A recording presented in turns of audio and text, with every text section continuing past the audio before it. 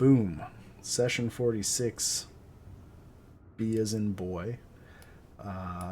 Last session, basically, we took out the slod, or had already taken out the slod in the pentagram room.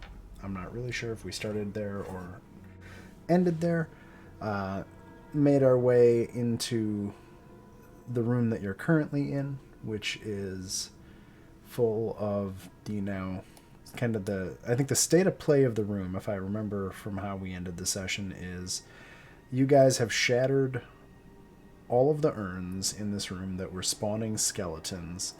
I think Gale had flung bombs at the shield in the south alcove that had been spearing spears of force at you guys, and it had fallen to the ground. So I think about where we're at is kind of how it looks. Gale is standing on top of a wall of ice that I think Nithla cast. And then there's a couple of skeletons still back there, and that shield that was shooting things has fallen to the floor. I think that's where we're at. Do you guys want the full room description again, just to refresh your memory? I'm good. Yeah, I think I remember it. Okay. Just having a look at my notes.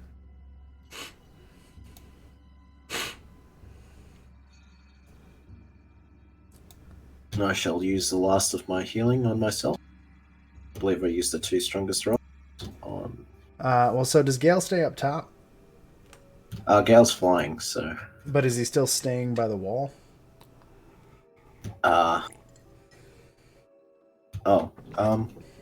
There are still skeletons on the other side, and they do have ranged attacks. So if you guys want to get out of combat, okay.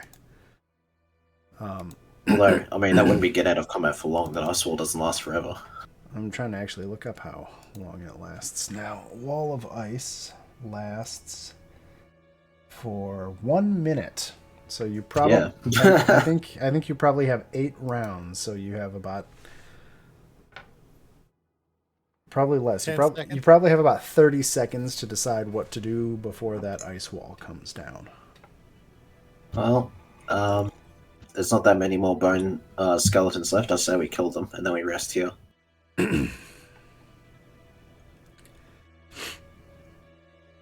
I'm ready. Yep, moving up. Okay. Did anybody I can't remember. Did anybody open the sarcophagus, or did you guys just touch it and that's what kicked this whole thing off? We poked it with our dicks. Yeah, pretty much. I think Rakana was like fucking around with it then. Yeah. No. Oh, wait. I take it. I flung the lid off. Yeah. So you did indeed fuck about, and you are in the process of finding out. Okay.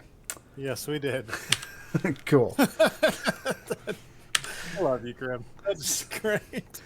You don't actually get to use that properly very often. So let me just get rid of some markings on the map just to make life a little less hectic. 1 second.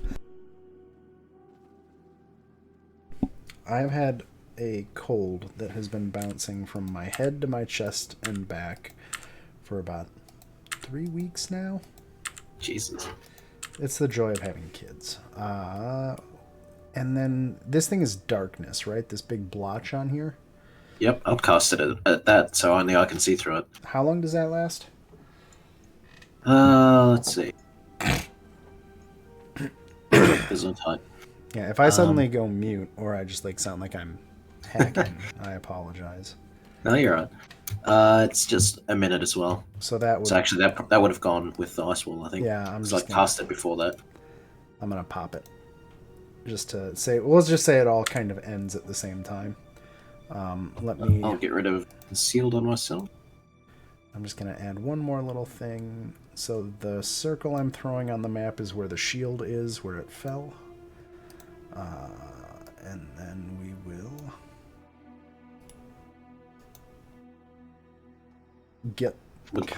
I'm gonna get combat going.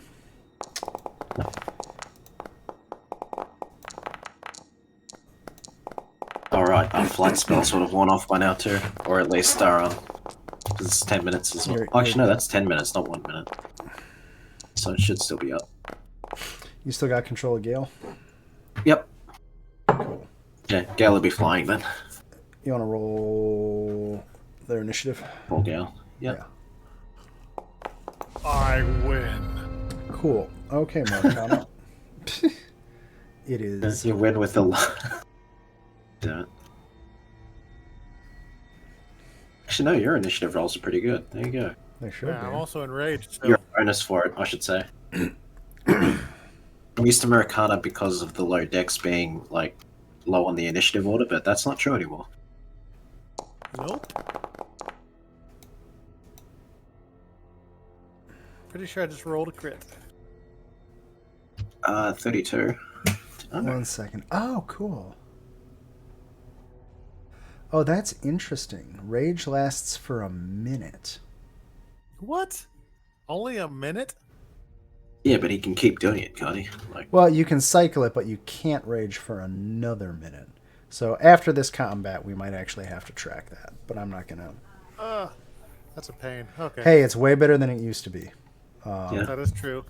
Because like 5th edition, ask me about rage later. A 32, a 32 is in fact a critical hit, Hey. and that does many Oh, boy. damages. 59 damages. Smack. So there's your movement attack. You have 1 action left.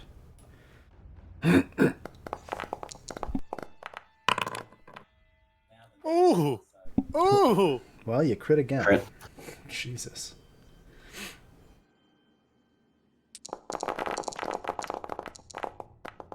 $57. Nasty. Oh, Yeah, that's my variance. I found out. So technically, just in between turns. Actually, I'll bring it up after combat. I have some after combat things to think about. Cool. So 57. You have almost annihilated this skeleton. You've like knocked an arm or What two about the off. critical hit deck? I'm not using it. It's just there. Oh. So Damn, I was about to say slashing damage is triple Yeah. damage. Oh. I don't. The few of these that have shown up are so unbalanced. That like. Oh, they're like instant death. Well, even for you sometimes too, for like crit Yeah. fails. So, having not read the entire crit deck, I don't want to muck about. Also, because some things have crit effects and some don't. Anyway, okay, it's Big Lady's turn. That would be you, Americana. Yeah, you get to Yes. control her. Let's see, she only has 15 feet of movement, right? 10-foot reach, though. And I think that's a bit odd. She has 20 walking speed. She's a slow walker, but a fast burrower. She can burrow 45 feet, but that doesn't work here. Nope. But she can punch from right where she is. Yes, so, she you know. can. Oh my god, what is up with her? Oh, that's right. See, See? you said the fist. I'm going to delete the falchion because, well, no, I'm not going to delete it, but just know it doesn't work right. 30 will certainly hit. Non-critical, right? Correct. You would need a 32 or higher to crit. That's what I was thinking. So 24. Which one are you hitting? The one that's almost dead or the other one? Yeah, one is almost dead. Okay, it's gone. Whoa! Oh, what happened? Oh god! Ah! Oh my god, Control Z works. Nice. Ooh. Oof. Okay, A bit bad. that would have been rough. She hits the other one at 39. That's a crit for 48. And I think that's move, hit. That is indeed. That is it. Okay. Oh, I deleted everybody from combat. That's what what the hell? Oh, shoot. Ugh. Okay, I have to re-add everybody to combat because somehow I selected and hit delete on everyone, not just the monster. Why would you do that? I didn't mean to.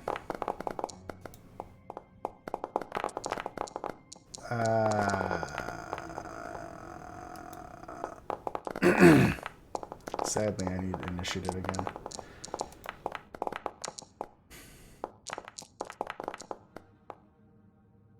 And I know Murakana went first. And Kashima went second. Murakana smacked to 33. Kashima smacked to 32.5. Update combatant initiative will be 50. And then Keshma will be what? 45? There we go. That seems close. I don't know. Do you remember where you were in the order for your guys? For Dodgy and Gale or no? I don't think we were dead last, but I'm pretty sure he went before the Bones did, but yeah.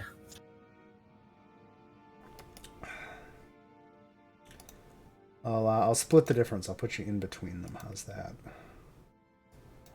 Okay. Because I have no idea. No, stop it. Oh, well, it helps if I update the initiative to the right amount.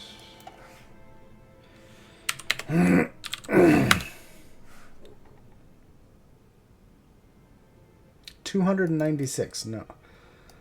Oh, me so good at this game. There. Okay, I'm just going to skip some turns. Nithla. Nithla's got to be getting low on spells. I think they're pretty much down to... Oh no, it reset all the spells. This is what you get for updating. Oh well.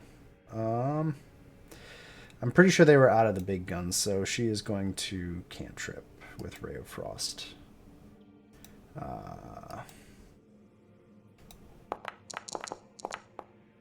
And that'll hit for some damage. And she's going to get kind of behind partial cover. Avlona is pretty much in the same boat. She'll move up, she'll Ray of Frost, and I'm just going to roll on the same thing because it doesn't matter.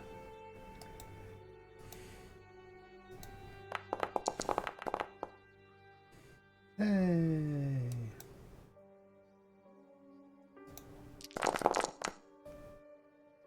$23. She's hitting the one in the corner. Okay. That gets us to the Tangle Bones by Murakana. It shall attacketh you. Okay, Claw. Roll. Does a 31 hit? Yeah. 15 damage. Crap. Second attack is 16, which I assume misses. Yep, completely.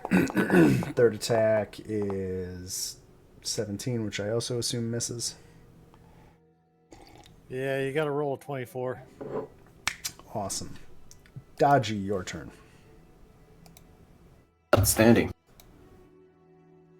These guys don't have minds, so I can't really just melt their brains out there using that. But I just want to interrupt to say that my character does not have 1,337 health. you sure about this? Well, the game seems to think so.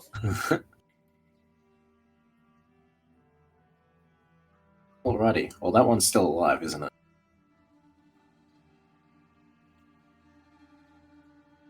Bam. Because 45 movement range is fun. Where are we?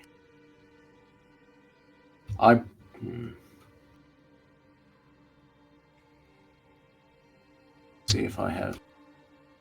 Oh, I had mute on. That was good. Nice.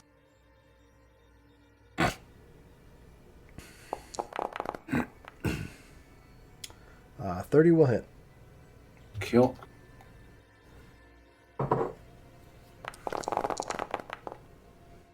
Well.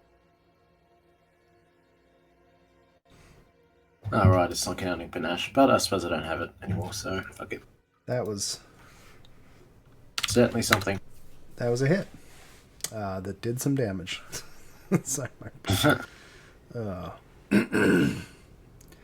Well, she is an oracle. She's just good at fighting and defensively. She's not good at offensive. Or at least, not while she has a tier 3 curse. Not buckling any swashes today. She can, it's just, not when she's about as strong as a child. Right. That's true. And then take the dueling parry action. Cool. Yep, just a block. Gale's turn. Oh, that's right. Gale can't see that far. I love that I don't have to ask if you have any other things you want to do. Wait, I should be able to see through there, right? Or does Gale not have a light source? The only light source that should be in the room be coming off of Murakana. Yeah, that's true. And his glowy axmataz. Why did I And say Gale that? doesn't have any. And Gale doesn't have any. Max of Doom.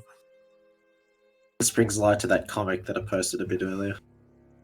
I have dark vision. Yeah, but poor Gale doesn't, so rip. Shit. He can see the one in front of the other person. That's true. Can I take back the movement then? Like, Sure, I can't remember where he was. It's like there somewhere? Well, here. Yep. I'm sad. I don't think you guys can see it, but I get a marker from where you started the turn, which is kind of cool. That'll be very handy. Do you guys see, like, I don't see it on this one. Do you see any glowy stuff from turn marker? Don't think so. Oh, I see a turn marker, but that's it. hold on. Let me. While you think about what you're gonna do, I'm gonna look at something. Combat numbers, curvy walls, less fog, perfect vision, pings. Wow. Quick combat, show drag distance, token action HUD, torch, turn marker, global settings. Enable it. Image ratio. Okay. Enable on deck marker. Only use on deck marker. No. Turn announcements. Use token.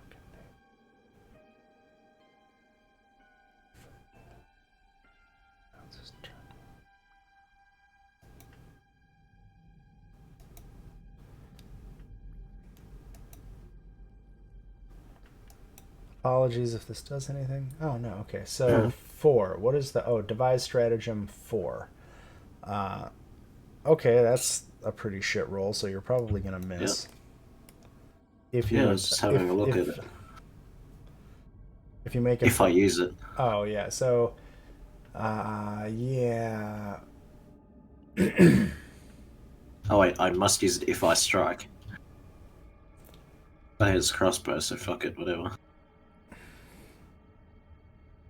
I don't really understand that one. That seems kind of...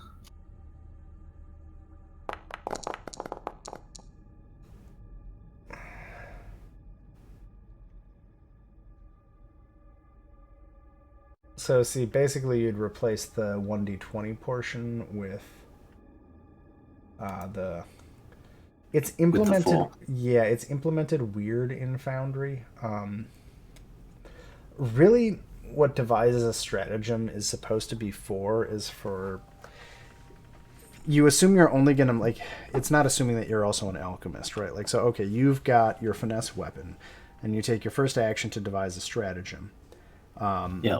And then you know, kind of, if you're going to hit or if you're going to miss. So that informs if you maybe decide to do something else more effective. Then it basically gives you miss insurance, if that makes sense. Like, you're like, oh, I'm going to get a 4 on the attack roll. Screw that. I'm not going to attack this turn. You know, like, yeah, okay. Fair enough. I'm going to aid an ally, or I'm going to do something else as opposed to waste my attack. Because if you get a good roll and you hit, you get all that precision damage too. Anyway, so it's kind of it's a very very metagamey way to play the game. Fair enough. Well, that would have missed. I'm pretty sure it was a +4. but we can still do another shot. And without device of stratagem, it's Dex and...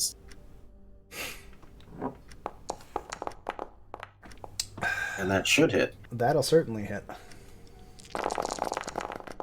Jesus Christ. That's with... Does it get strategic strike? I don't think it gets I don't the think so, strategic no. strike damage. I can't turn it off. Oh, wait. I can. Oh, I can just... Oh, yeah, it keeps turning itself back on. That's all. So 9 plus 4 is the total, right? So 13? Yep. Yeah. That's the benefit, right? Like... Yeah, you get the extra 3d6 precision damage. But I'm not even sure if that works against full undead anyway. I thought undead are immune to precision damage. Nope. No? Oh, okay. Okay, so...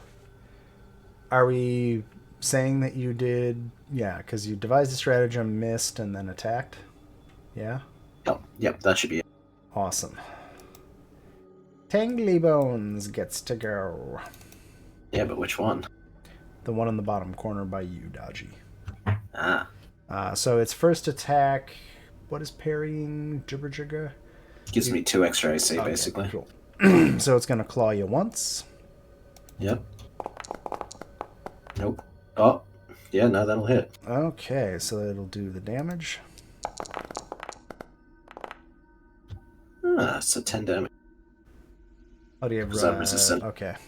Second attack. That'll miss. Yeah. And third attack. Oh, yeah, boy. that's not... Nope. Not at all. Wait, I think I actually had something for that too. You have something reaction, for... reaction. Yeah, if someone crit fails against me in an attack, I get to attack them back. Think. No, it didn't get imported by Foundry. That's all good. Keep going and I'll figure it out. Okay, later. it should be in the compendium somewhere. Yeah, I'll have a look. Marcana. I am prepared to destroy. So do you guys see the giant purple ring around Keshma? Oh yeah. Okay, so there should be a white ring around you, but it's not working. 30 will hit for 20 damage. 19 will not hit. That misses. Yeah, that misses. Third attack? Ooh, nope. Miss. Sorry. She's gonna destroy him.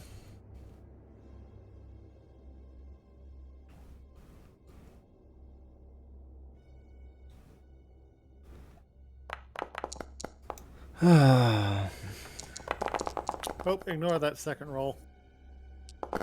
Forgot critical roll. 48. Woo! Well, that's gone. Just wiped them off the map. Keshma just annihilates the creature.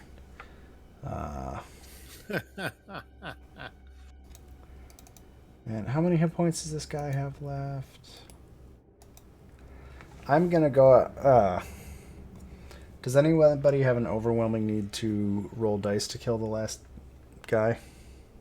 I'm pretty sure he's already crippled because I hit him earlier. Or yesterday, last time. So, no. Okay. No, I think you're good. Okay, cool. I'm just going to kill it then.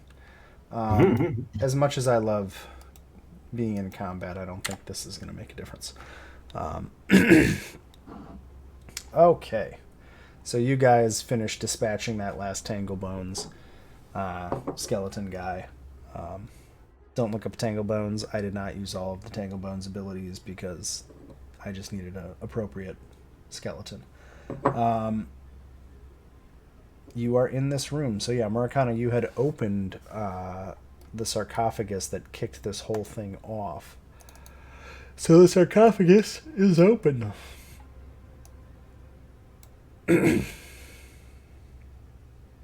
All right. Oh, that's what it was. When a foe in my reach critically fails, then I get to slap them, or either hit them or disarm them.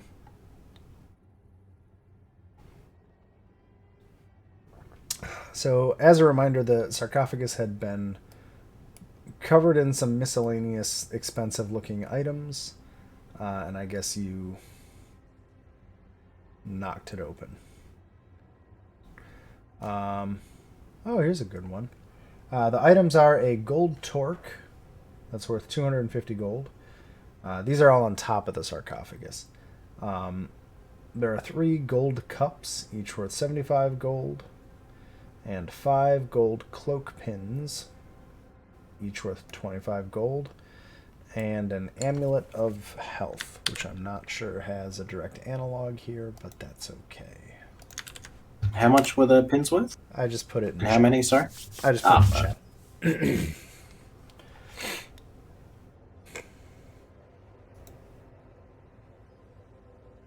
Because of course that's a question that you would ask. Mm-hmm.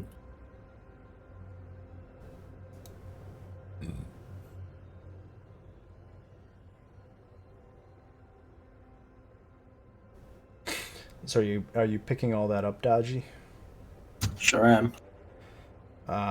So when you pick up the amulet, strange shadows shift across the wall and they form into the outline of a long-legged bird. This shadow bird's beak stabs at you as a voice echoes through your mind. You will do as I command. And you feel a spirit trying to enter you. Do you let it in or resist? Well, usually not on the first date, but You have to buy me dinner first. Jesus Christ. Yeah. When in hell, I suppose. Does Dodgy already have a spirit? She sure does. Okay. So you're just letting in this Yeah, new spirit? I'll let them fight each other. Okay, so I'm gonna roll a die. I had Obolaka, I think. Yeah. Obolaka. Do you want to roll a die, or do you want me to roll a die? What do I need to roll? Anything. I just odd will be current god, even will be new god. Well, pick one. You can't get a. Oh, D100. Okay. What did I say? Odd is... What did I actually say? Did I say odd, current, even, new? I think so. So you feel the bird spirit fighting against the Zorbo bear spirit in your head, and the bear wins, kicking the new spirit out. And it seems to kind of the shadows kind of stream out of your ears, eyes, nose, mouth, and zap back into the amulet that you are holding, now inert in your hand. Interesting.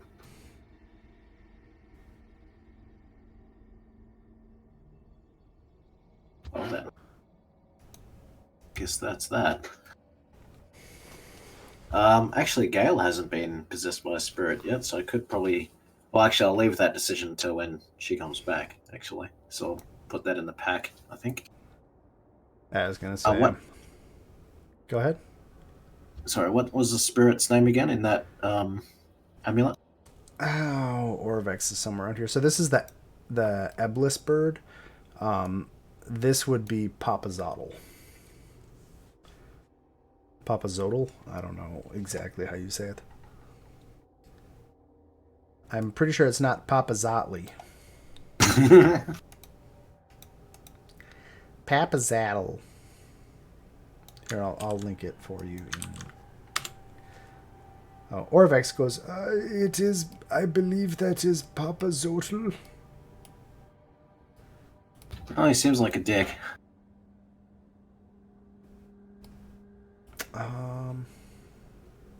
I think there were zombies and they're dead, right? Is that true? Yeah, I'm pretty sure he killed them first, and that also was to get at the collars that they're wearing. Did you tie the rope? Did you tie the rope around the collars and like pull it back, or was that a different group? Yeah. No, I think. Yeah, that was us. That was us. Okay, so the door's open. Okay. Yeah. The other group did the thing with the cart and running it into the wall. Yeah. No, I was just thinking about the door out of here, not the... Yeah, because Orvex is outside, so... Yeah, we sent him out. I was like, yeah, you better like stay. Oh no, out Orvex when we open Orvex this. has been out there the whole time, because he was not in the wine room. Orvex has just Yep. been like, where are all y'all at? Mhm. Well, I'm happy to, even if this wasn't the right group for continuity's sake, I'm happy to go with... You can figure out how this door opens, right? Like, the... okay, a couple things going through my head, because I'm completely insane today. So the sarcophagus itself contains the brittle skull and bones of an eblis. And people just be rolling dice. Sorry, I'm just using the last of my vital beacon to heal myself. Players just be like rolling dice and shit. Ugh. I guess I supplicate to myself. Yeah. How does that work exactly? Should you just do that in Nah. private? Just go back in that hallway where no one can see you and just deal with that. Anyway. Sorry. What? So the no, you're right. So you said the Eblis thing is in the sarcophagus, and it's like just completely inert and all that. It's not like So the spirit came out of the amulet of health that you picked up. oh right. Yeah, but like the body is, you said, is in there. The inside the sarcophagus is a brittle skull and bones of an eblis. It doesn't appear anything else is in there. Amulet of Health, Pathfinder, 2nd edition. Dragon Scale Amulet, okay. Amulet. Well, I think those words would have made Marikana's ears perk up. Oh, so the Amulet of Health really is a weird thing that doesn't map well to... Yeah, I don't think there's an analog to it. Fair enough. Yeah, we'll just put it in the pack until something can be found. Or an alternative.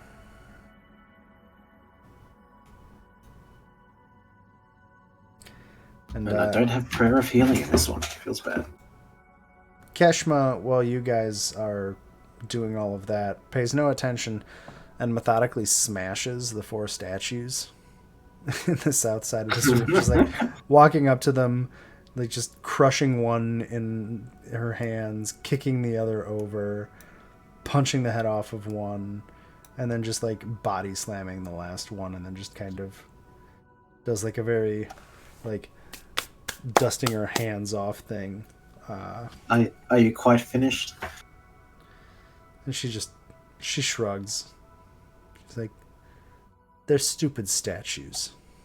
I'm surprised you could even see them. I don't know if she has dark vision or not. Because, yeah, Marikana's the only light source, so... Yeah. That's an interesting question. Yes, she does. Ah, She's made there you out go. of stone. She might have Yeah. various abilities. No, I know, but I mean, most of the time it often translates. Like, even elves lost their natural dark vision and got low light vision in Pathfinder 2e instead of... Hey, don't threaten me with low light vision. All good. Well, she'll shrug at that. Spells we got left. Well, I know that Nithra and Avlona are probably like completely tapped out, so we better rest up. We could probably do to spend some time recharging. Let me check my goddamn chicken scratch. Chicken scratch.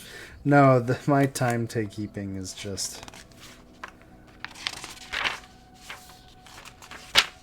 Oh my god, I don't even have... Because you'd be at You'd be at a similar place to Group 1. So basically, if you took... They took a long rest. They've taken 2. I think you guys have, taken 1 long rest? Or have you taken any long rests yet? Long rest? I think we did 1 at the At propeller room, and that was it. because we didn't really. Well, we don't use spells. It's only me and Nithla and Athlona, and they hadn't really been using much at that point. So the propeller room would have been like... It was a while ago. That was the last 4. Well, it feels like forever ago, but it's actually Oh, only actually, yeah, it wasn't that one. long. It was probably only like 3 or 4 hours ago. Hmm. So I'm gonna say probably not until partway through level 3 could you guys even benefit from a long rest at this point. Well, rip. Just because if you rested at the propeller room, because you guys went from the propeller room and just came down the stairs, right? Yeah. So it's been like 5 hours since you guys long rested in the propeller room. If we assume No, I about, get that. yeah, about an hour a room. But I mean, barring anything happened, we could also just like fuck around for about, the rest of the day until we could realistically real long rest, I guess.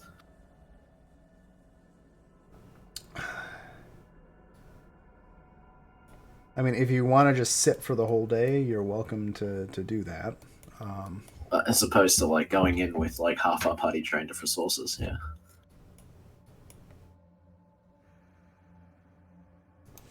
But no, I don't feel like wizards, especially of all classes, would be super keen on traveling further without any spells. I mean, I'm game if they are because I've used like 2 spells, but Because where would they be? So cantrips are infinite. First level spell, didn't use any. Second level spell, didn't use any. Third level spell, didn't actually use any. Fourth level spell, huh, didn't use any. Fifth level spell, oh, that's why. Okay. So, okay, she's got that. It did correctly do it. They were just bringing out the heavy guns. oh, okay. So this should actually be a 3. Oh wow, okay. No, they're good actually. Fair enough. They're good. Because yeah, Gale's got like 2/3 of their bomb cache still around, so It turns out I don't have the greatest spell composition on these guys, but that's probably okay. I mean Zandala didn't have basically anything besides a blaster sorceress build, so I'm looking at their spells, and from level... Their first 4 levels of spells are primarily focused on non-combat, which I guess actually makes sense, right? Like, like you wouldn't have everything for combat if you're a wizard. yeah, especially if you're traveling around trying to find an ancient tomb. Like, you're probably going to have a lot of utility stuff and then a couple of big boys.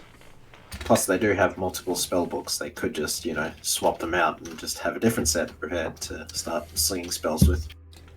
Hey, don't... You're acting like I, as a DM, actually prepared multiple spell lists for them now. Fair enough. But I am pointing out that Theresa carries like fucking half a library with her now, so. Yeah, she's got a bunch of books. I hope she recorded them because I have no clue what's still in those. Anyway, I think I posted it all in Discord, so it's there. Yeah. What was that? Was that a I was yawn? kind of a yawn and talking at the same time. God damn it! Now I'm gonna do it. Fucking contagious, and I don't know why. Even over, I find it crazy that it's contagious over like the phone or Discord. Yeah. Right? Like, how does that? I don't understand. Like, it must be psychosomatic or something like that. Like you just do it because you're reacting to other people. What I was gonna say before we move out of this room, at the top of combat. So apparently the default in Pathfinder 2 is to actually double everything when you crit, not just the dice rolls. So do you guys want to do that, or do you want to do it with just the dice rolls being doubled? I mean, I'm good with doubling everything. What do you think, Arcana? Whatever. Because that does give me the possibility of hitting for 140 damage with my migraine spell. Cool. I'll update it right now. Because I backed it off because it was just it felt too much. Hmm. But I double checked that is actually how it's designed to work. So, rip me. And worst comes to worst, even if we do get knocked down, I can still bring people back up, provided I'm not the one who got knocked down. So Uh, because they cool. don't technically die with Breath of Life. Oh, and Murkana, the penalty for rage in Pathfinder 1 was that you were fatigued when your rage ended. Yeah, that's horrible. You don't want that. Which, yeah, that was pretty rough. I was always in a party with a paladin so they could lay on hands and just Yeah. get rid Oh, of and that that was problem. their thing where they could also remove, because I think you get to choose like every Yeah. couple of levels on what Yeah. you can remove with it. I always played with a paladin. When I played my Blood Rager, I always had a paladin who could like help me out. Yeah, because having to like fucking rest every time you rage is inconvenient. I think you're fatigued for either a minute or an hour. It's totally different. It's It not depends like on what inflicts it. it's not like 5e where fatigued is actually one of the worst conditions you can get. I mean, even now, I can cause it with one of my spells, and it lasts until I stop using that spell, Yeah. which can be forever because it's doesn't have a limit on how long I can channel it. Okay, so to bring us back on track, Yep. instead of me talking about rule blah blah blah. But no, okay, Oh. so the point with the rage there, Murkana, is it's supposed to be you basically get a minute of rage and then you have to stop for a minute. There are abilities that change that later on, but it's meant to balance the character so that you can't just always rage. Make sense? I guess so, yeah. Well, the idea is that if barbarians could just perma rage, they'd be angry marines, and then there wouldn't be a point in playing the game. Well, I mean, they're angry Marines, there's always a point. Yeah, to them, but not to anybody else. There. Barbarians are pretty strong this time around. I mean, I was about to say, I was wrecking some shit there. right? Barbarian crits are a fucking nasty thing. Yeah, especially if you're trapped in a room where you can't like fly out of their range.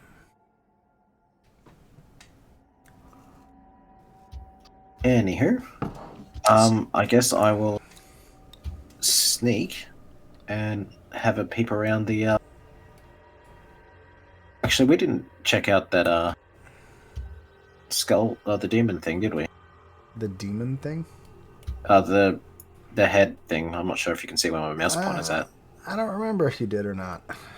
Like we looked at it and we saw, and I had a look through it, and you told me that we couldn't see all the way down the angle that it was going down, but it probably went down a lower floor, something like that.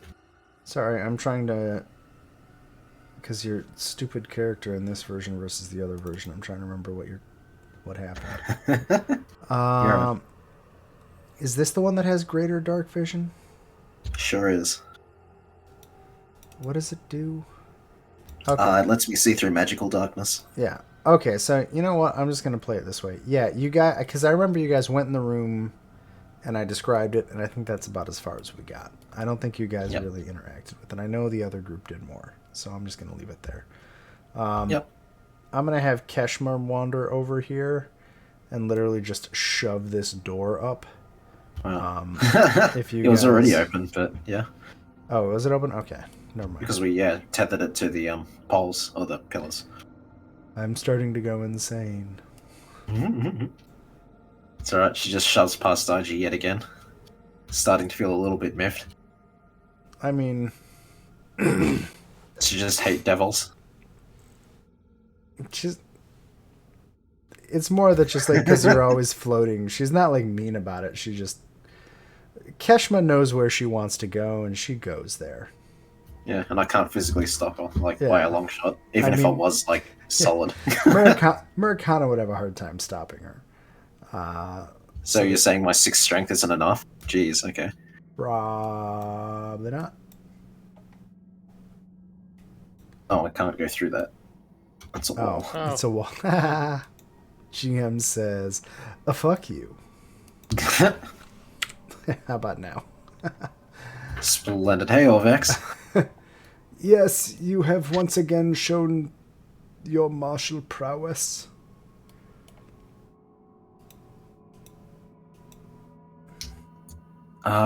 And I guess I'll just float around Kashmir and go down the stairs. Okay. I do like how stairs are technically just a formality for her. She could just leap over the railing and it should be fine. I am just writing a note for me. Oh no, this is not Thursday. This is Saturday.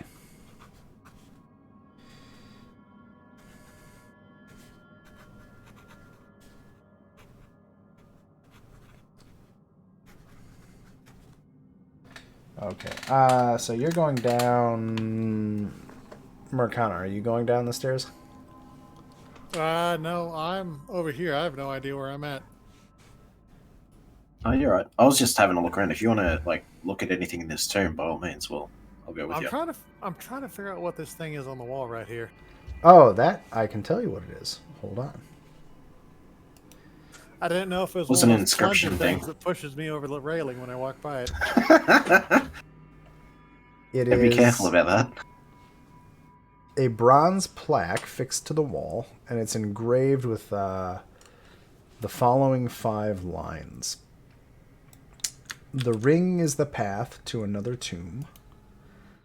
The dead abhor sunlight. Only a jewel can tame the frog. Bow as the dead god intoned, and into darkness descend. And I linked it in chat.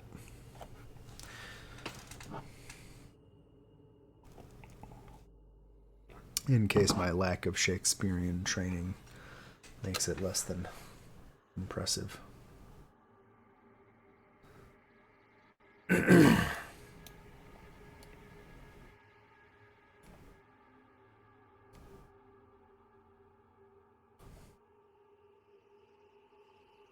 You good, Maricana?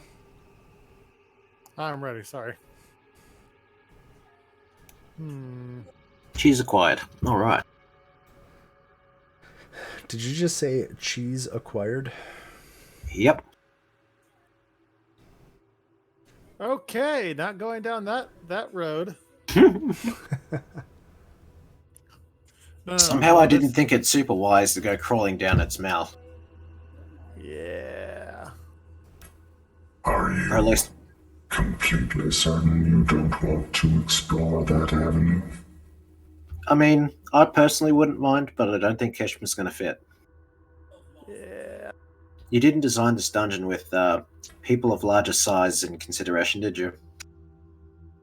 I will take that under consideration, and if we have a chance to improve the facilities and amenities, we will strive to do better. Thank you very much. I believe that's all I can ask of you. Yeah, she's got no reason to be mean to the guy.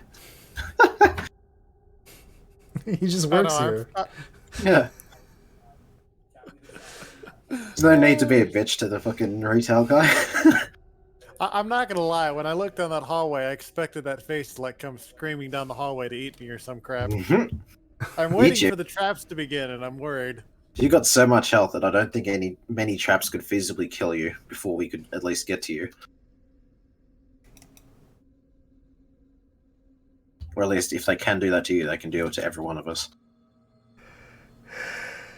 I think there Does are your- like 2 or 3 real bad ones. Yeah.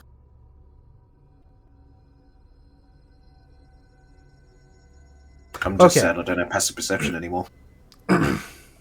Yes, you don't have passive perception. There are no passives in Pathfinder. So if you ever want to investigate, do perception checks for secret doors or traps, you have to explicitly say, I want to investigate for X.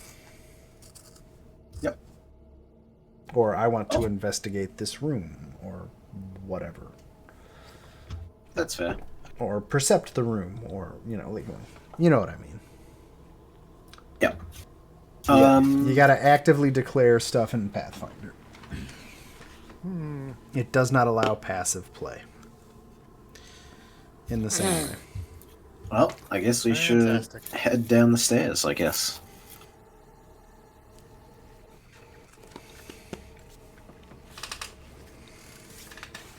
I will load the next scene.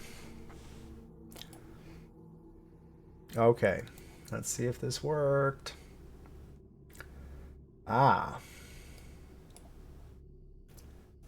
Okay. I promise I'm getting there. Daji. Murikana. Con lights. There's purple stuff on the wall. Yeah. Let me move the camera so that I'm actually watching you guys. Let me throw a gale. And then I have to find Orbex. Whoa, where'd Orbex go? There he is. Okay.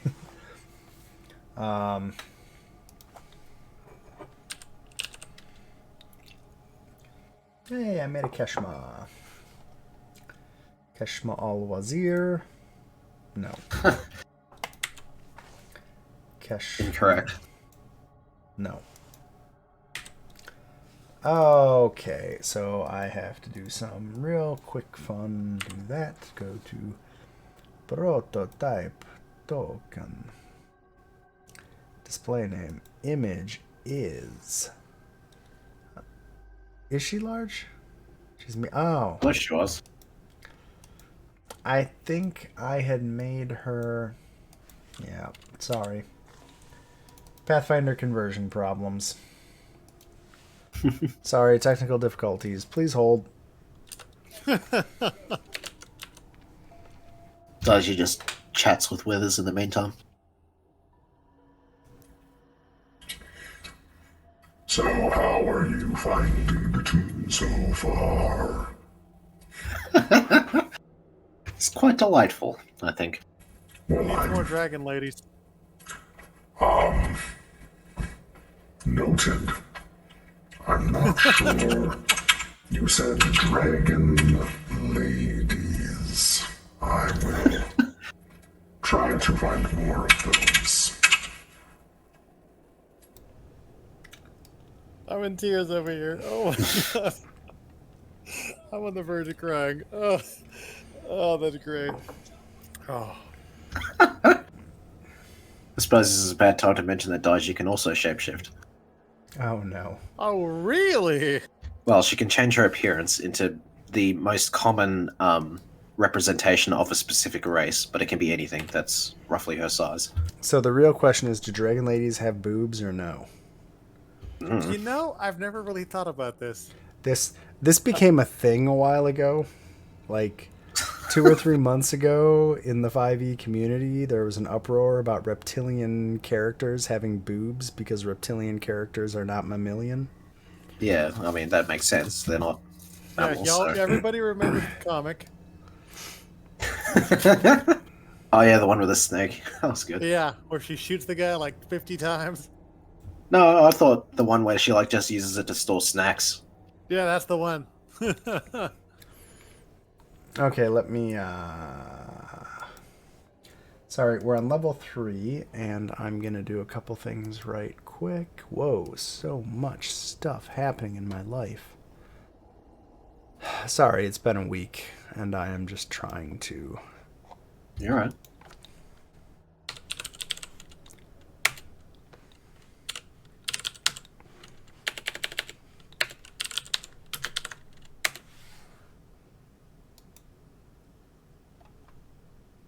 Yeah. This track's a little quieter, but it's a different background track. So if you're adjusting groovy, there you go. As you guys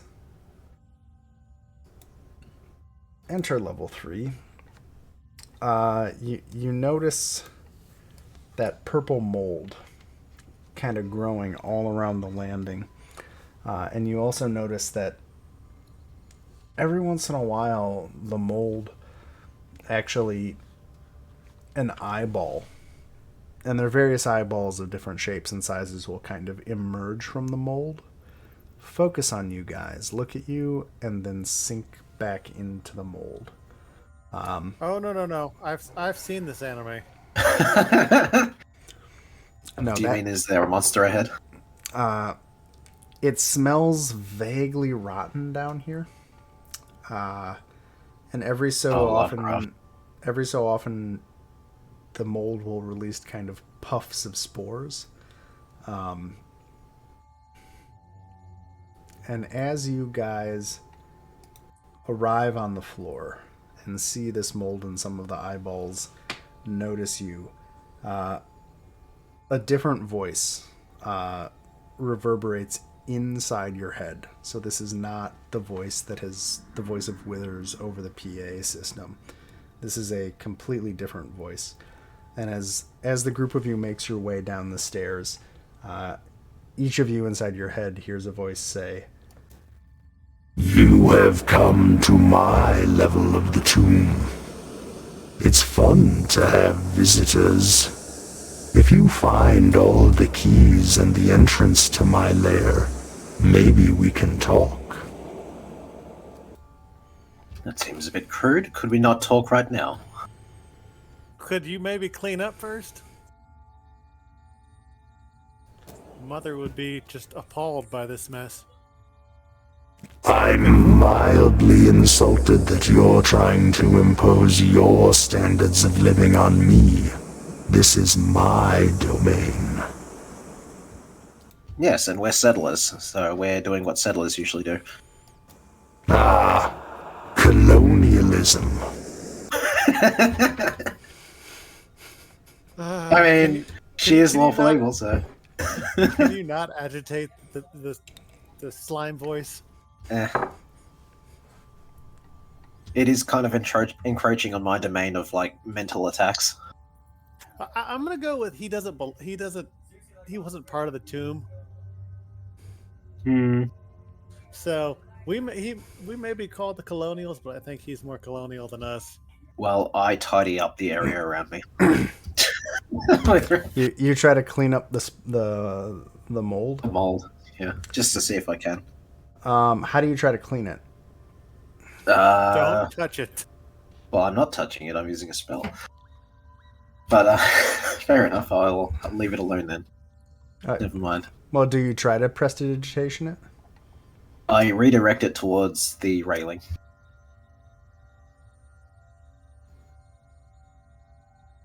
Okay. And I clean the railing. Boop, boop, boop, boop, boop.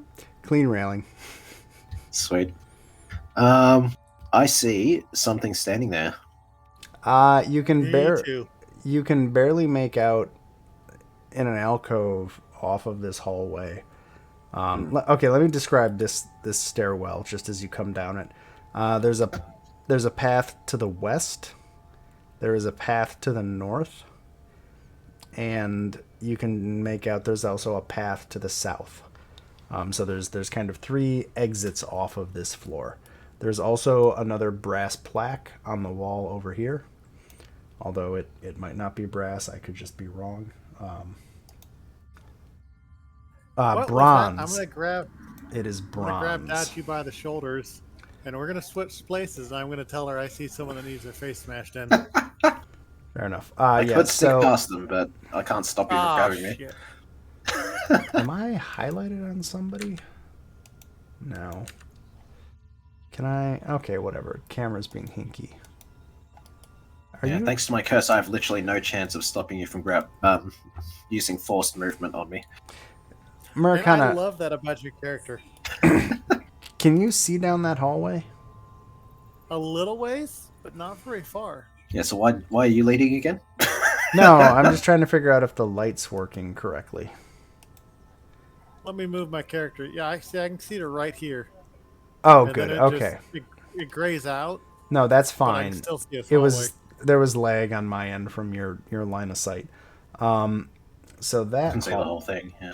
Yeah, let me grab that. Oh God, I have to edit it because the text is black on red. 1 second. There we go. So down that hallway, you see two hulking figures standing in alcoves along this long hall, facing each other.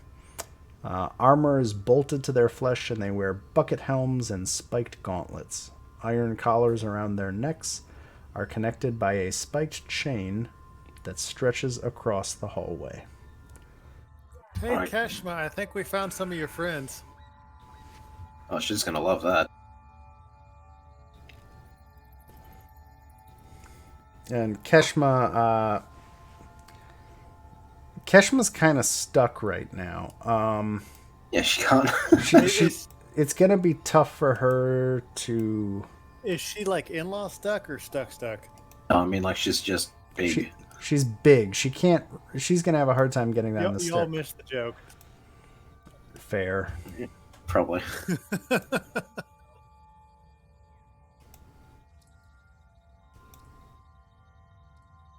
Whoa. Okay, let me edit this. Sorry, Oh, that's interesting. Why are you doing that?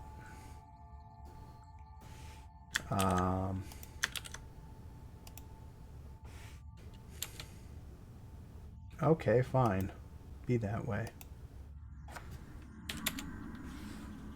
Text problems. Just DM problems. I guess. Oh, is this trying to be a list? Okay. Yeah, I don't know why. It's being a bitch. Whatever. Fair enough. That'll work. Orvex will kind of bump past you guys up there, and Keshma will come down and...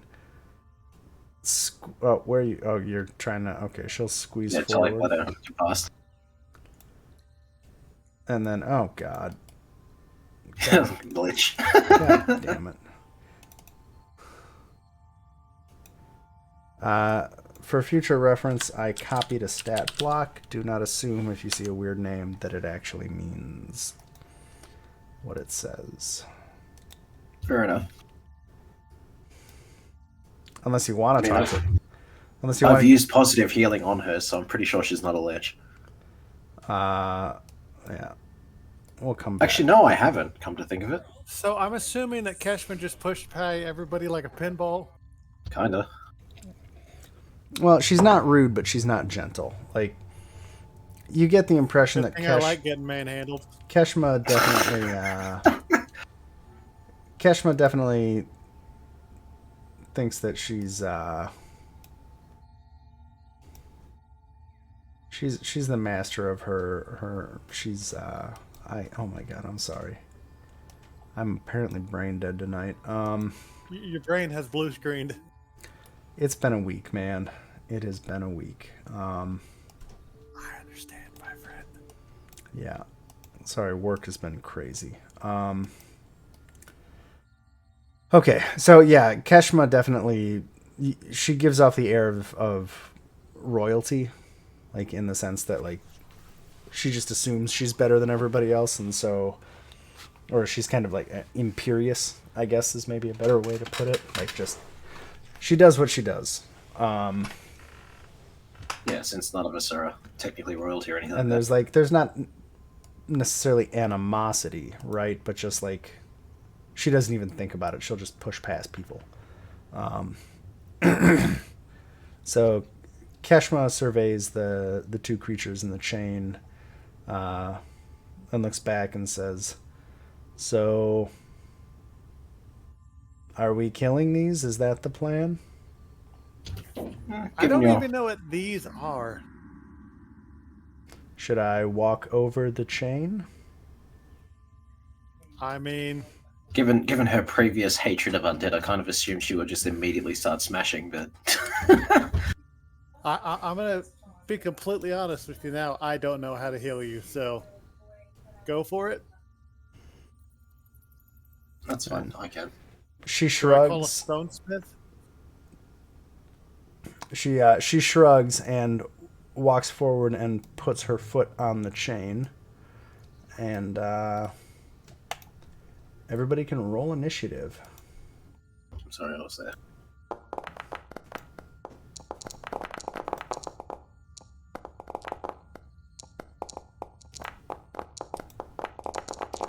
Okay. Have Lana with the win.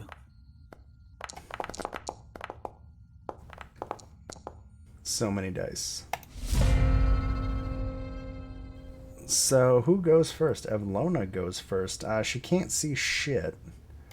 Oh. She should be able to. Well, it's more that there's a giant stone lady and multiple people in the way. So, She didn't pick Smell Sniper. well, Spell Sniper, does that exist in this game? Probably not. It's 5e. What does this do?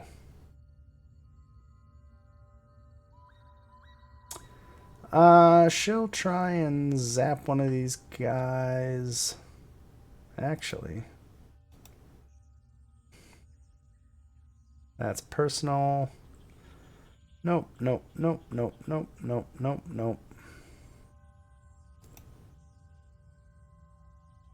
That's fun. She's gonna try and do something interesting. She's going to try and blind one of these creatures. So that is a fortitude save. And let's roll that.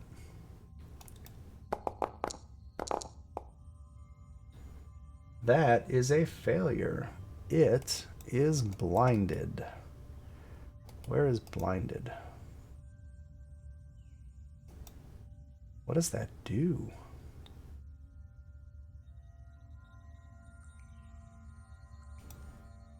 Sorry. Blinded. Can't see. All normal terrain is difficult. You can't detect anything using vision. Automatically critically fail perception. -4 to perception.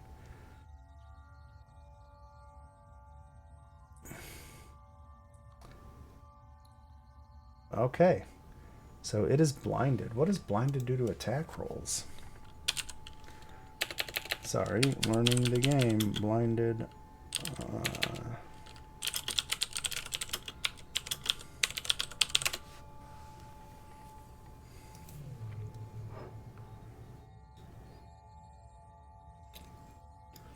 You can't see, you can't step, you stride at half speed. Everything is hidden or undetected. It's a flat 11 a check to attack anything. And it's -2 to AC. Okay, wow, that's a lot of stuff. So it's blinded for a minute. Cool. That's her turn. Damn. And it is that top Tomb Guardian's turn. So it is going to try to... it did see Keshma attack, so it's going to basically blind attack Keshma. So it's a DC 11 to just try and hit her. So let's just roll a flat 11 roll. Let's see if it can hit. It can attack, so it is going to strike. So first fist attack. Oh, hold on.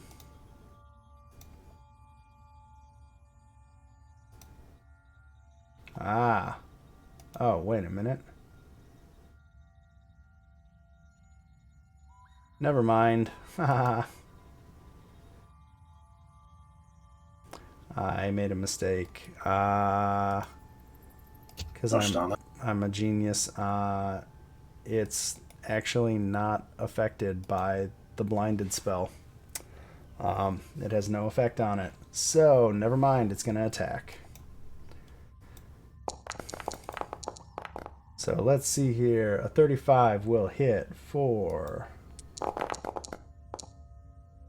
19 damage. So let's do that. So Keshma gets hit once. Then it will attack again. Because it can't frickin' move. 27 will miss. And the... Will it? Yeah. And the final attack will miss. So that's the Tomb Guardian's turn. It is Keshmir's turn. Americana. Oh, she's just gonna let the blinded one have it. Or actually, not blinded one. It's actually not blinded. Sorry, I was wrong. 26 will miss. Oh my god.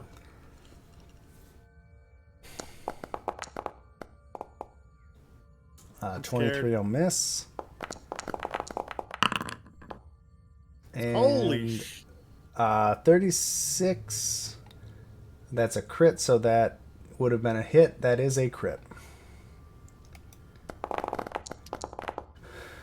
For 38 damage. Is wow. that the top one?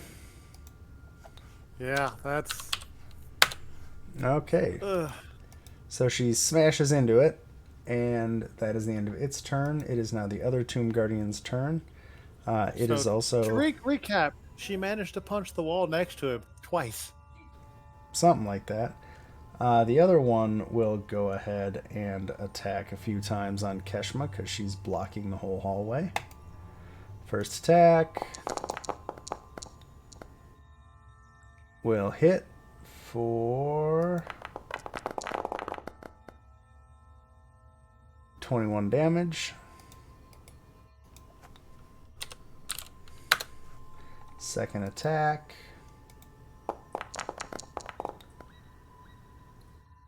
will hit for 21 damage. And the third attack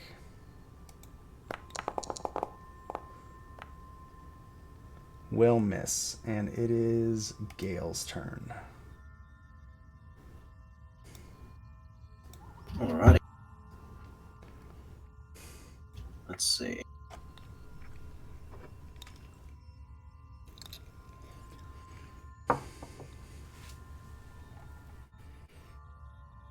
Well, we'll try. Devise the stratagem again.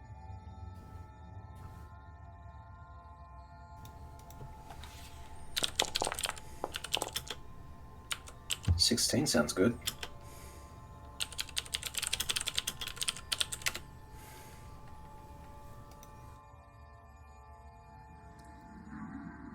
Uh,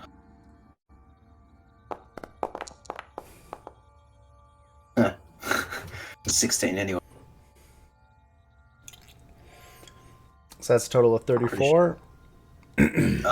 As a 2 hit. That's not the actual damage roll. Yeah. So So I did the AC would Devise the be stratagem and yeah, the AC would be 32 because that counts as kind of partial cover. Yep. But that will hit. I'm assuming you're attacking the Oh cell. shit, sorry, wrong one. Disregard that one. Yeah, we're shooting a crossbow at it. 19 damage. Let's see here. Wow. Okay. So it takes. It actually ends up taking 13 damage. Okay, interesting. It has some resistance to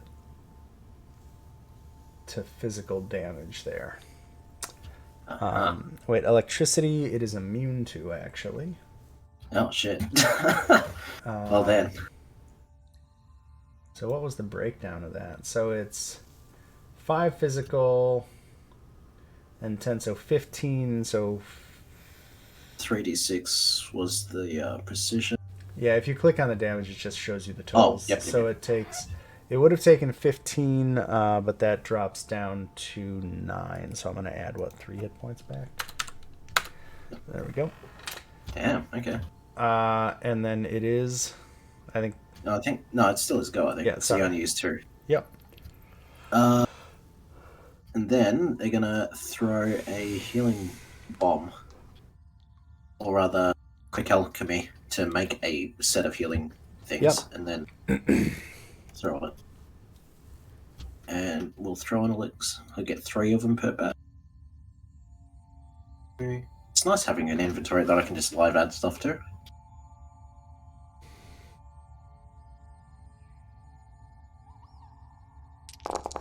Oh shit. Sorry, I actually have to roll attack, don't I? Against Keshma. To throw it, What's I think. quick alchemy elixir? Yeah, because you'd be throwing it as a bomb, so you'd have to throw it Yeah. at Keshma. That's a good question. Where's my advanced? There it is, healing bomb. Healing bomb. Yeah. What does it say?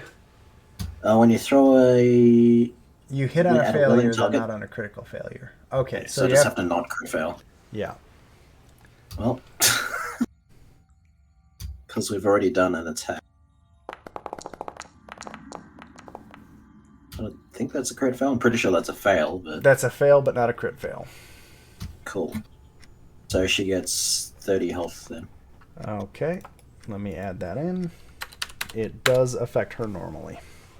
Sweet. And that should be Gail's turn. Then it is Dodgy's turn. Outstanding. We are going to use a spell we've never used before.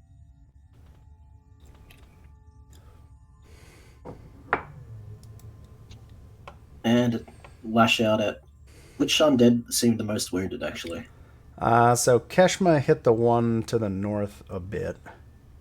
Oh, okay. Gale kind of plinked at the one to the south. Yep. Yeah, I'll hit the one at the north then. So, okay, a couple of questions. That's mental damage? Yes. But I think Tomb Guardians had some sort of a mind, I think. So we did fight one before. So make your saving throw. Yep. Oh, where is it? There we go. Oof. Oh, that's still a pass, even though I rolled like a fucking terrible. Yep. And it has no effect on the Tomb Guardian. Rip. So I guess that's at least nice for you. Yeah. That's a 2-action cast. Do you want to move at all? I mean, I can't really. Or at least not towards them. Because I don't think I can squeeze through Keshma, can I? Or You can move through as long allied as I don't tokens. stop on her. Yeah. Okay.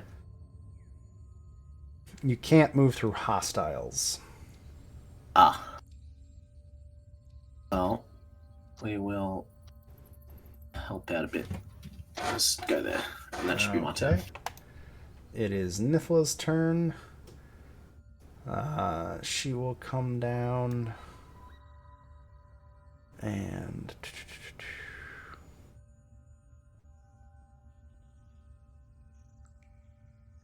she is going to try and seeing that Avlona's blind had no effect, she's just going to try and try a Ray of Frost on the southern one just to see what happens.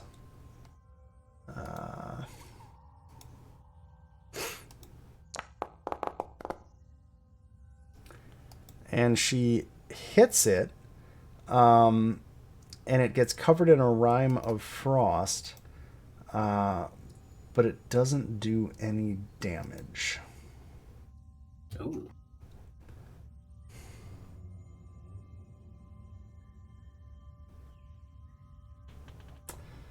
And then, because she moved and that's 2 actions, it is Murakana's turn. Yeah. All right. Murakana is going to run, slide between Keshma legs. End up right there. And he's going to scream something in Draconic, but I don't think anyone else in the group speaks Draconic, so it doesn't matter. I'm right? I'm not sure if I made language lists for anybody. Oh, God, I missed. Yes, a 24 will miss.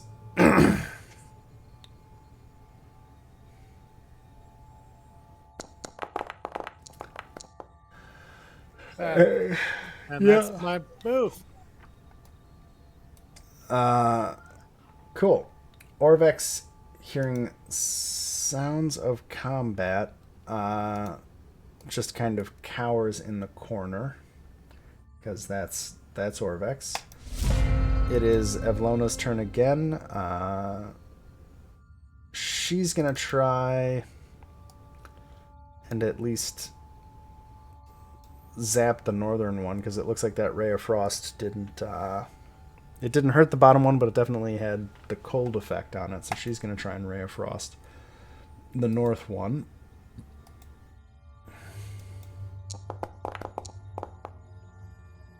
And she will hit it, so it also gets that Rime of Frost on it. As soon as I can find that. Cool. And I think that is going to be Evlona's turn. And it will be the Tomb Guardian's turn to the north. So it has... What did I copy from these guys? 1 second.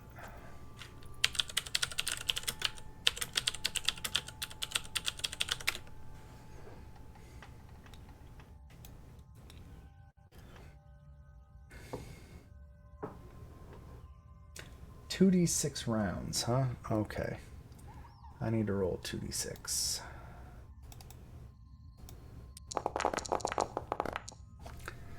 Nine. Cool. Okay. So we are at 8 then. So the top Tomb Guardian being boxed in is going to attack once at Keshma.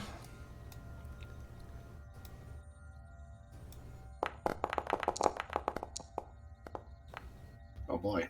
And that's not going to hit. And then it's going to attack Dodgy with its second attack.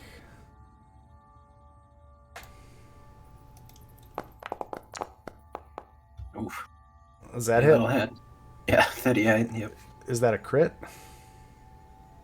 Does it Yeah, actually, it's over 10, so. Ouch. 38 damage as it punches you. 38, so that would be down to 32. Did I roll? Why did I roll? What just happened? Why did Keshma... That was Oh, weird. wait. What? Why is Keshma punching me? I don't know. Oh, because I hit the wrong thing. Sorry. Haha. So put 32 back? Um, Wait, that's still Keshma. why is it... Oh, you know what it is? What's that? Because I had Keshma selected. So the 38 was correct. Or the... Sorry. Attack roll. Okay, so... Yeah, the attack roll was alright, but... But the 44 was correct. Sorry. 44 damage? Yeah, the 44 damage was correct. It's 2d10 Okay. plus 10 bludgeoning. I just had Keshma selected. Aha. Okay, so how much? 44 minus 8, 6.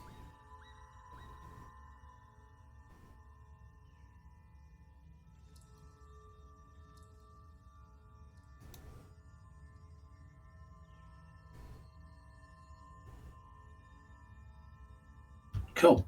And it only has 2 actions this turn. Because it is slowed from the frost. It is Keshma's turn.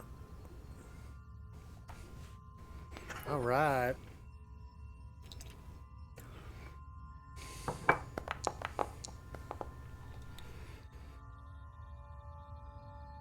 Is she attacking the north one or the south one? The one she hit last time, so the top one. Okay, so 32 will hit. It is not a crit.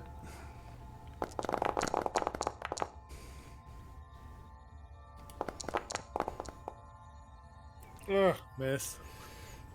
Okay, so 26 minus 6 is 20 damage. And then the second attack, yeah, it's a miss. 31 will hit. For 20 damage. 14 damage. You're gathering that these are resistant to physical damage to some degree. Is that That's 3 attacks, right? Yep, that was it. Okay, the Southern Tomb Yeah. Guardian gets to go. His first strike against Keshma. Oh, he has to... Yeah, okay. First attack is a 36, which will hit. For 21. And the second attack against Murakana. Wait a minute. Does a 27 that hit? hits. Yeah. Oh, do you still have rage in effect? Let me turn that down. I don't know how to turn rage off. It's under effects. It's in FX. It's one of the tabs on your character sheet. But the second attack will do... No, don't... Oh, I guess I just delete it.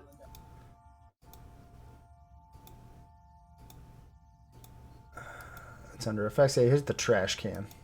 I'll get rid of it. Okay. I didn't want to use the trash can and like delete the whole skill or some stupid thing. No, well, on effects it's fine because effects are all temporary. So that was 28 bludgeoning damage.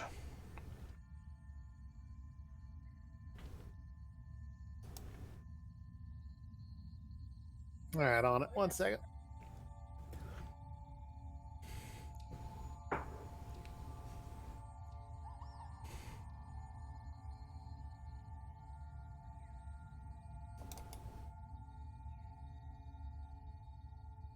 Cool.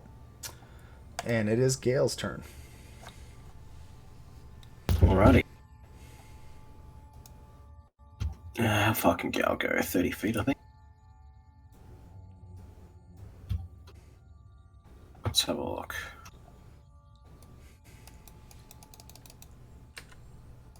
Gale can move 30 feet, yep.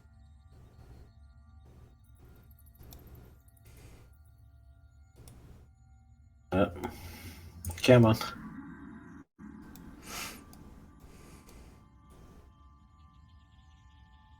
And gonna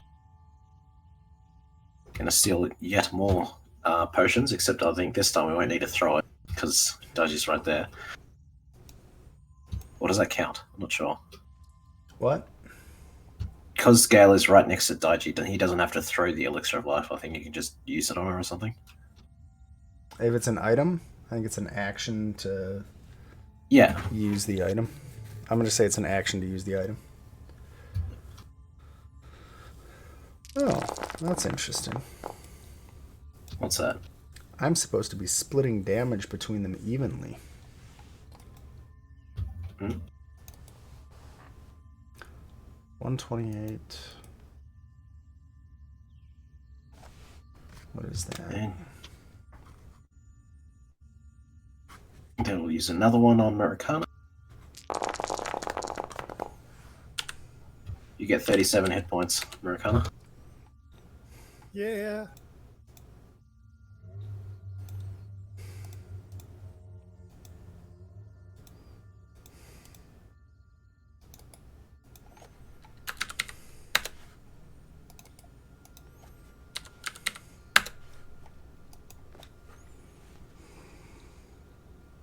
And then That was Yes, move, action, right? yep, so that should be everything. Cool. Sorry, as you guys have been hitting these things, as hits have been landing, kind of a weird rattling has been going between the chains, or across the chain that is connecting these two Tomb Guardians. And it is Daji's turn. Well, I guess I point that out to everyone. I'm sure everyone can hear it, the rattling. And she'll do something quite silly. We will upcast this bad boy at third tier. So I think I heal and or damage. I heal every living creature for 2d8 because it's upcast, and damage everything that's undead by 2d8. Okay, that's the... So I'll just roll 2d8, I guess, and use it for both. Although they get a fortitude save, the undead do. So you're doing the 3-action one? Yep. Okay, cool. And it's upcast, so... Oh, did fuck off.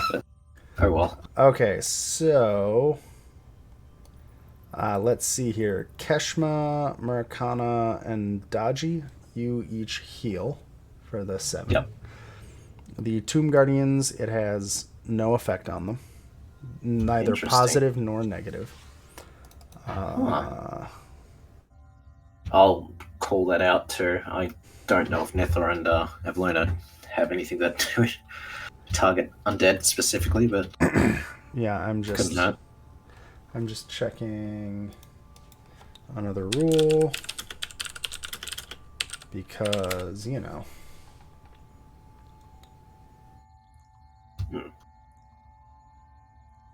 Oh, did you give Keshma 7 health, Maricon? Oh, I did not. Yeah, everyone got it. Or at least within a 30-foot, which I think is everyone.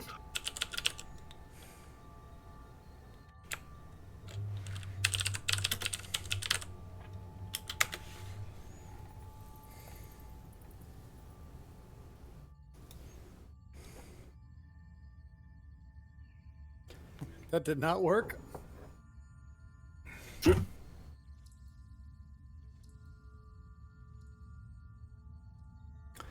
they have All right. negative healing? Sorry, I'm just checking. I don't know if they have, but I think it makes sense that they would actually take damage from that. I have to look up, but I think by general raw they would have taken 7 damage from that. So it goes zap, and they're like, "Ow!" And Stubbed me toe. they seem frustrated, but are not like angry, just kind of, frustrated by it. Oh wait, they took damage. Shit. Okay, interesting. Nithla and Evlona both took damage. That is weird. And Evlona says, "Please direct your healing spells a little more carefully." And it is Nithla's turn. Well, I guess that answers a lot of questions. Oh, wait. I mean, if Nithla and Evlona get hurt by an undead healing or a healing spell, then they're undead, like guaranteed. So they're probably liches. I'm going to go ahead and just say yes. I'm going to say yes, because I have a lore thing for them that makes sense, but we can come back to that out of combat. Yeah. Now is not the time. Yes. Oh, yeah, they are. Yes, okay. There's the tag I'm looking for. Sorry, there's so many tags that I'm just trying to... I was looking at the two... there's so many... I love the tags in Pathfinder, but I'm still getting used to reading all the tags the way that Foundry shows them to me. And Nithla just kind of mutters under her breath and is trying to figure out what to do here. Let's see here. That seems bad. She's gonna actually... She is going to do a recall knowledge check on undead. Actually, no, that's not what she's going to do. She's going to do a recall knowledge check, and I'm going to... what would her bonus be? Okay, that's what it would be. Okay. Cool.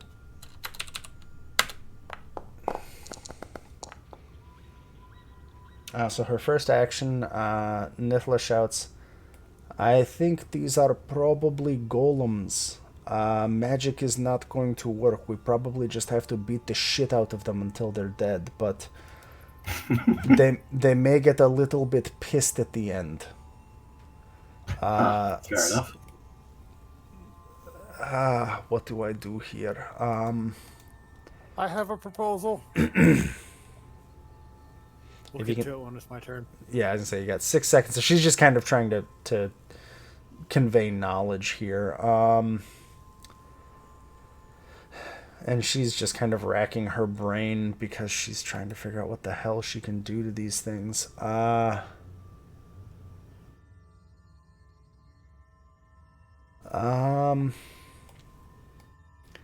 And she just kind of shouts out, "I don't think any of our spells are going to be very helpful right now. Shit." And she just kind of backs out of the way and shouts, "Go crazy with your healing, I guess." And that's Nicholas' turn. Murakana, it's your turn. I am going to immediately. Oh, wait. I would like the ridge. Are you copying my accent again? Fantastic. Every time. I try.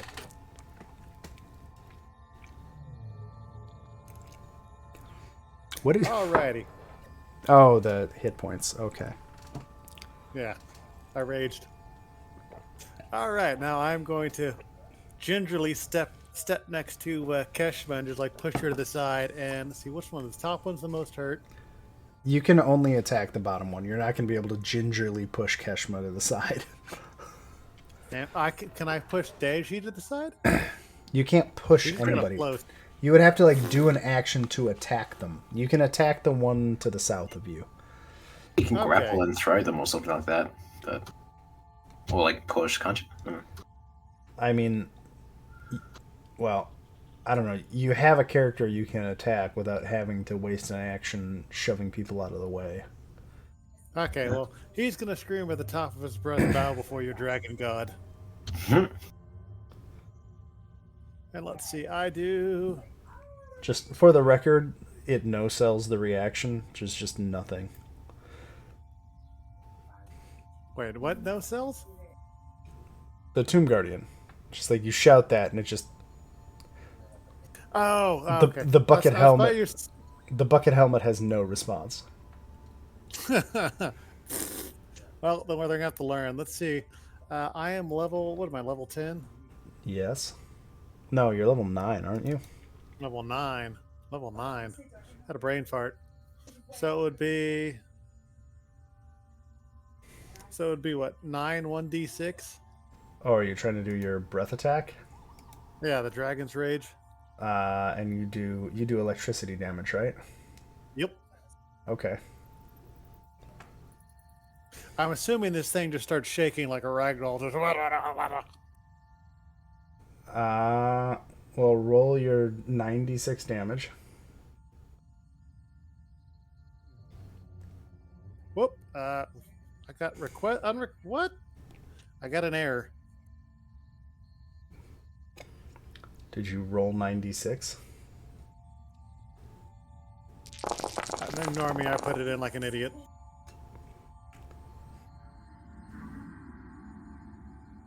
Okay, so you blast it.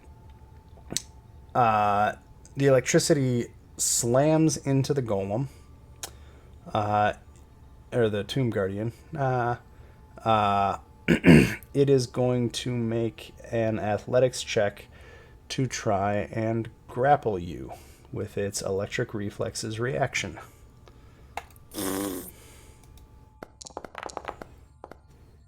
Oh, it fails. Yeah. So it fails to grab you, but the electricity that you zap into it just kind of disperses into the air around you. You can guess that it is probably immune to electricity damage. Son of a bitch. And that makes it Orvex's turn, and Orvex, seeing Nithla ducks back... Well, you guys can't see Orvex, so it doesn't matter. It is Evlona's turn, and she has had a few moments to think. And now that she knows that it is that...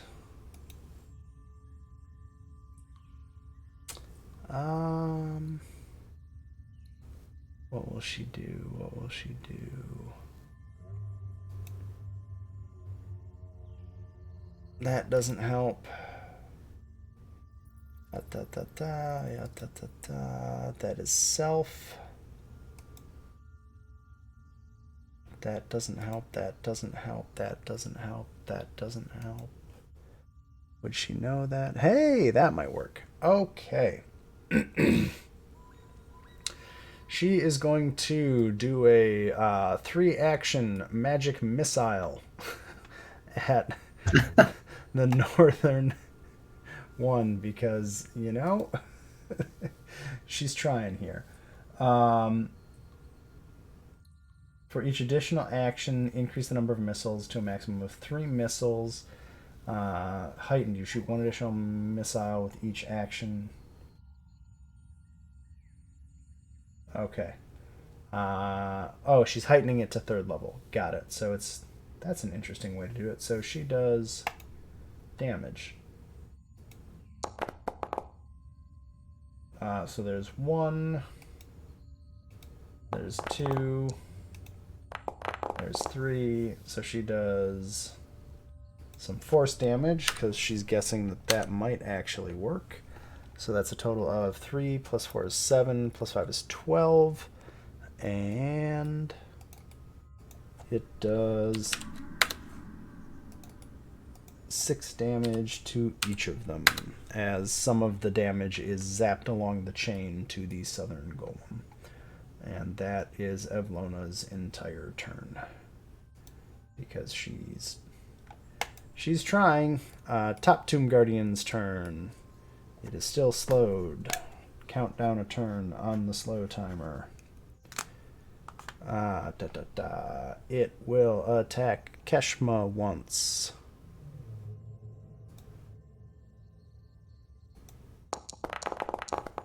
She's at a 31. Yeah, Jesus, that'll hit and crit. For 42 damage. Damn. That is kind of brutal. Keshma's starting to take some hits, and then it will attack Dodgy with its second attack.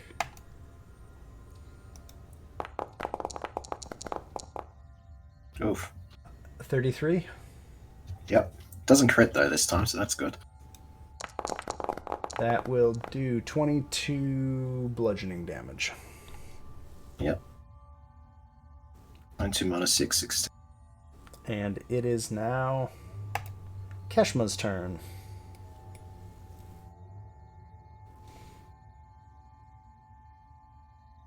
Which is Murakami. Yeah.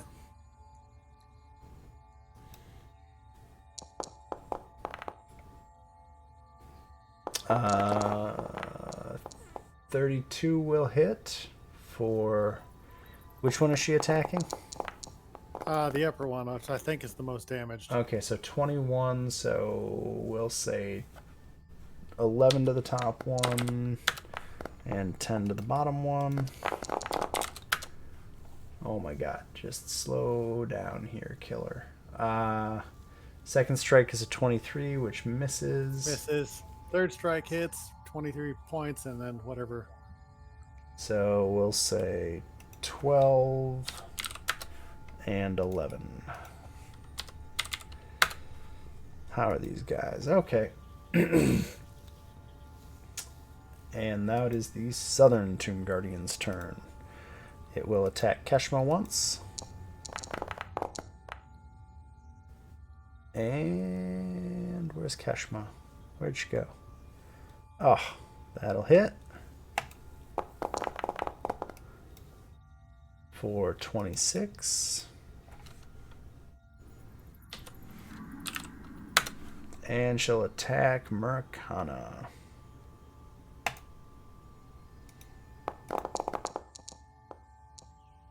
$27 hit you?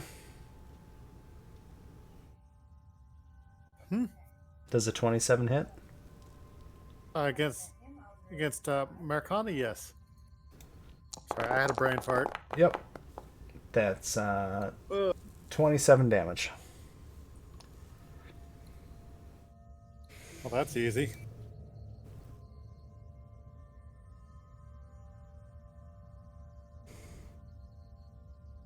God, these things just don't want to die. It is Gale's turn.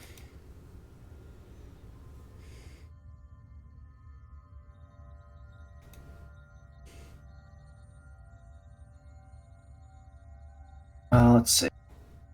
Damn, okay.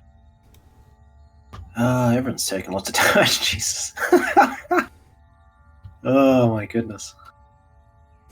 Well, I'm going to throw in a healing bomb at Keshma. So I guess I'll just use an alchemist fire to, see if I can hit her. We won't be devising a stratagem on how to throw a bomb. There's not much strategy involved in that. That'll hit. Sweet. Where is...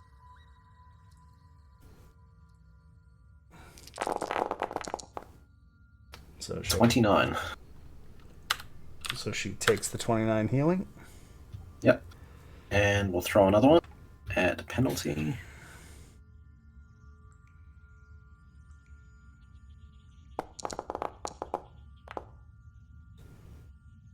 That'll do. Sweet.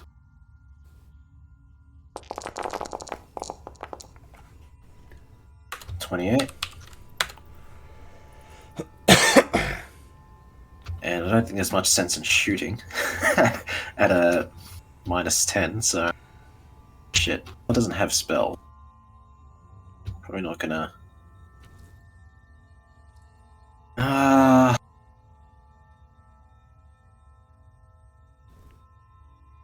Yeah, I think I'll pass on the rest. 18. Yeah, that'll skip. Dodgy's turn.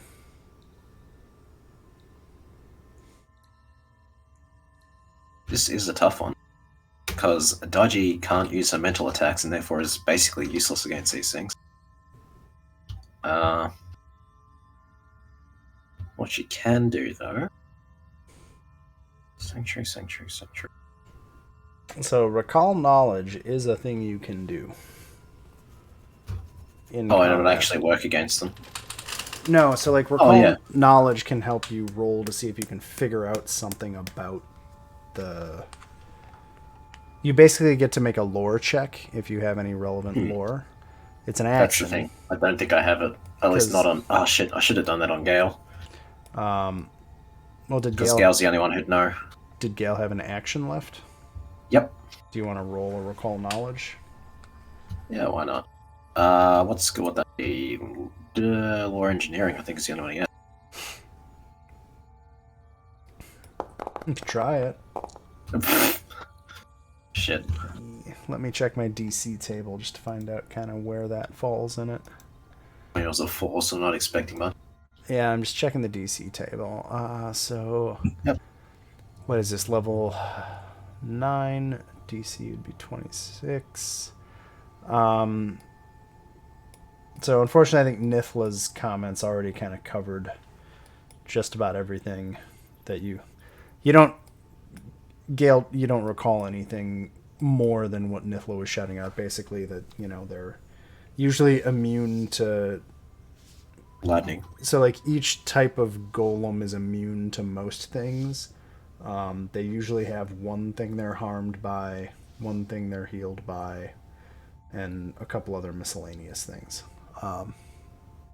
Yep. Wouldn't matter anyway, because all I have is mental attacks. So. Yeah. And I know that they're immune to that. So right now they were slowed by cold, and so far they've been immune to lightning. And cold. They've been immune to cold damage. Just not its effects. Not the effect. And then and these seem to have some ability about lightning. Because like when Murakana tried to lightning breath it literally tried to redirect it into him. That's not good. Well, actually, no. I have divine I'm not lance. fond of these things. Yeah, we'll try that.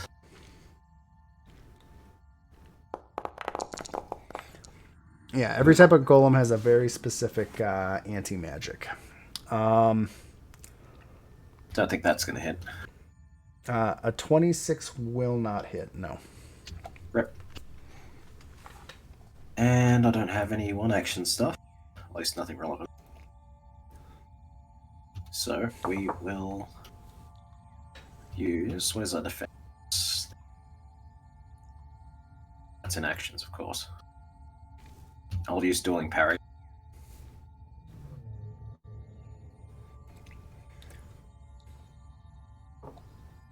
And that's my turn. Cool. Nithla. Oh, what did Nithla have?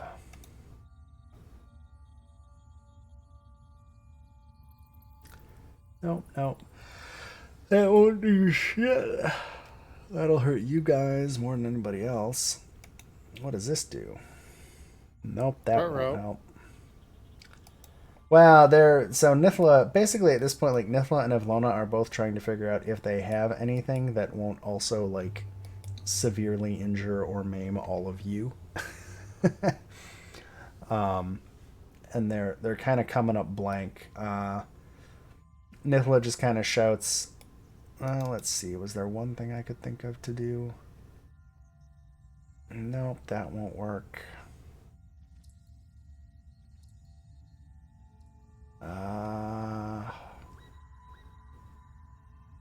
Nope. Oh. Nithla's gonna say, screw it. Screw it. And jump out, and she's actually gonna try and see if blasting another one of them again will do any more.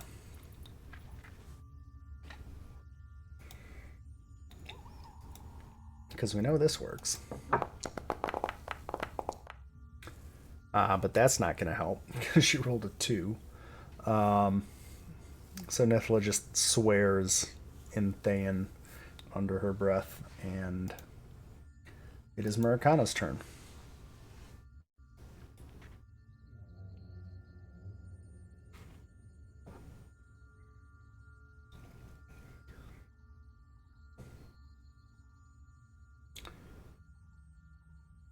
Murakana Rama. Yes. It's your turn. Oh, sorry. All right, let's try this again. Stop huffing primer. No. I'm huffing lightning and I'm losing battle. 37 will hit. Non-critical, I assume. Nope. 17. Oh my god.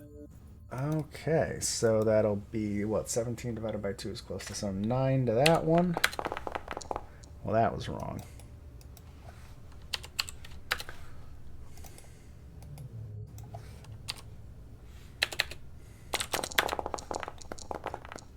Let's see, a 30, oh where are you? You're just rolling stuff. So a 37, a 32 will hit. Yes. For 19, so... Doop. Oh my god. And a 12 will not hit. I mean, the third attack is often not likely to hit. I know. I'm just saying, these things just do not die. Like, yep, I thought we were tough. But these things exist as damage sponges. I mean, they have basically 1 or 2 abilities, and yeah. Orvex is hidden. Evlona, she'll try to see if she can help slow. Admittedly, Gale hasn't been throwing bombs, but then Gale's also been trying to keep everyone alive, so...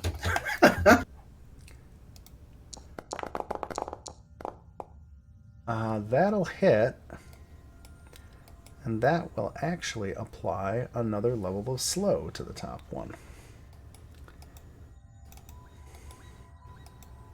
Oops, that was dumb.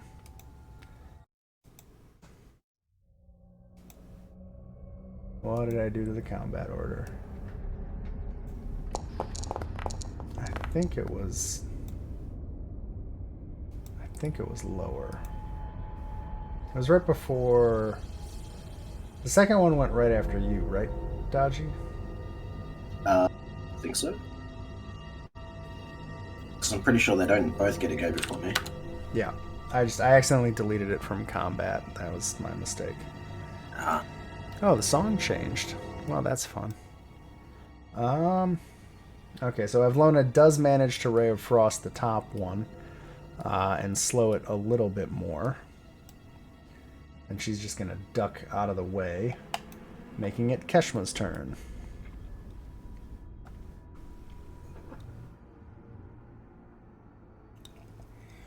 which would be you, Mark.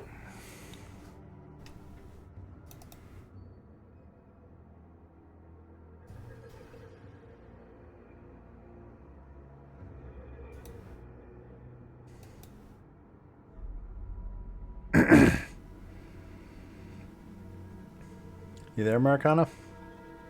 Yeah. It's Keshma's turn. See if she can lay some wreckage on him, or not. So 31 will hit.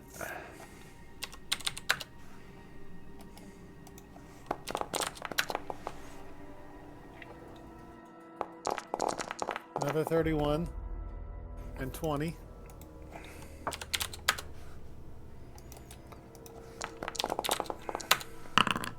Oh,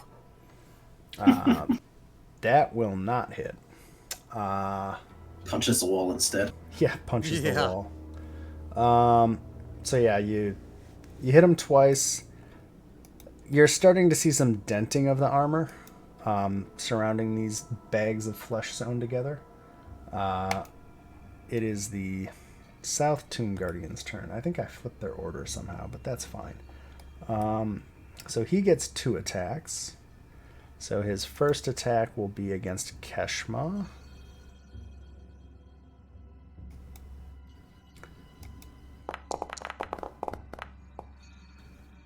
Which will miss, and his second attack will be against Murakana. Which will hit for 22 damage.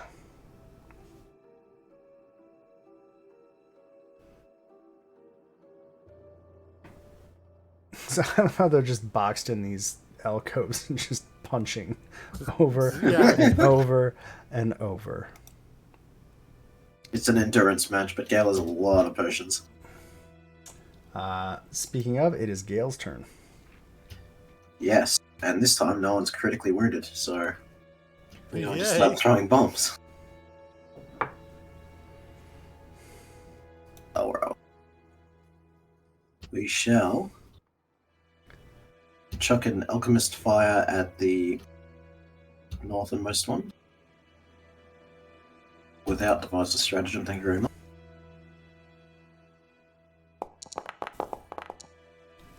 Oof.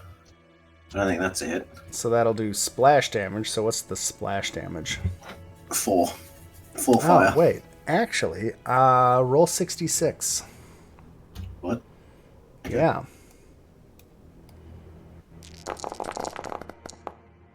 That does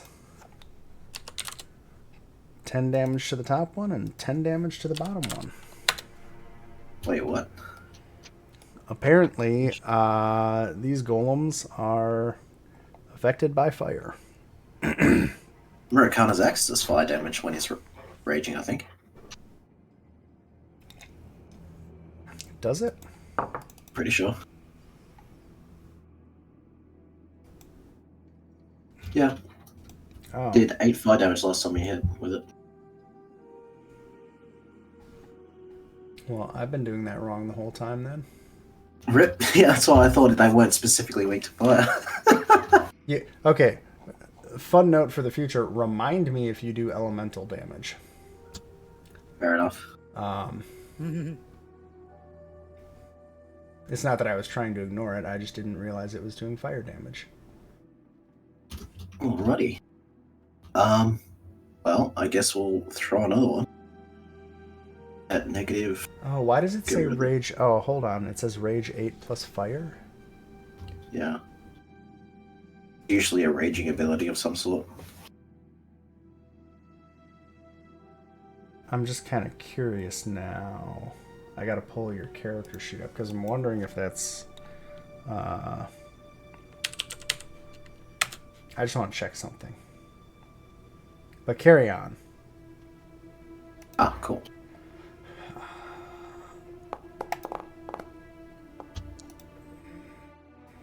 Ugh, another splash. Yep, still 66.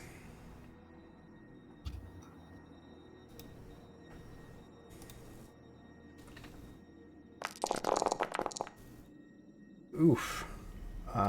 8 to the top one. And 7 to the bottom one. You're not gonna even try with rolls like that on a freaking -8. Where is it?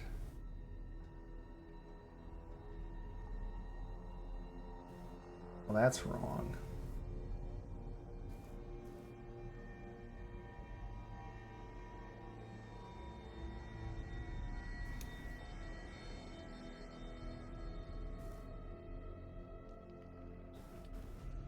Oh, it should do sonic damage. Does it do the sonic damage? Don't know, but I'm pretty sure his weapon's enchanted that way. Well, his weapon should be doing...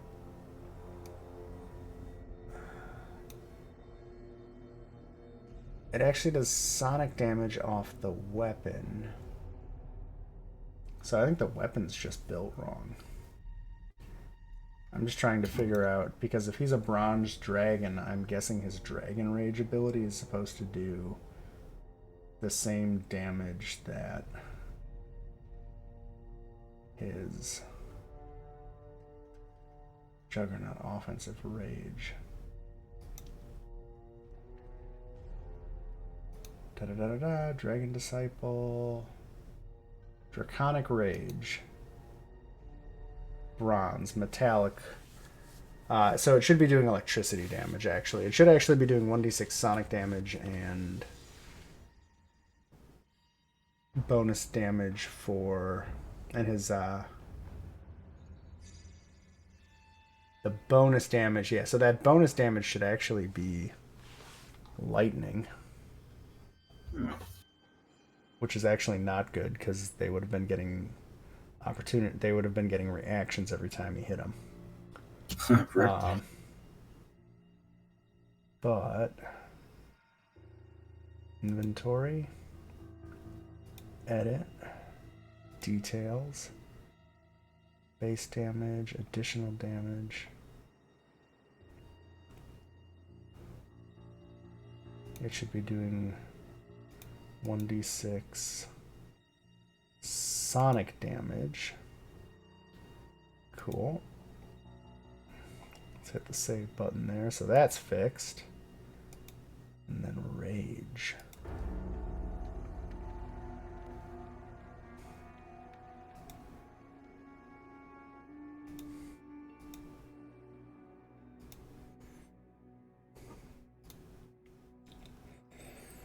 I don't even know how to affect that right now.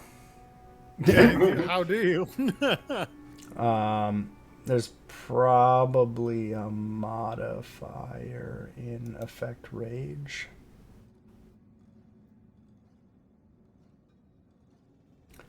But I don't know how to change it. Oh, Great Axe. That's... Oh, wait a minute. Huh. Oh, this might not even be the right character.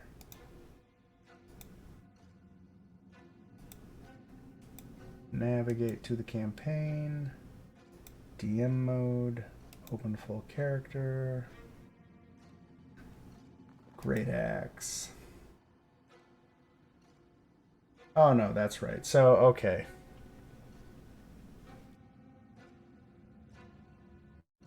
Yeah. It should just be doing lightning damage. It shouldn't have the Ah,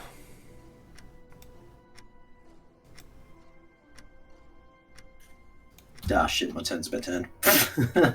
I'm so confused. So Yeah. It's doesn't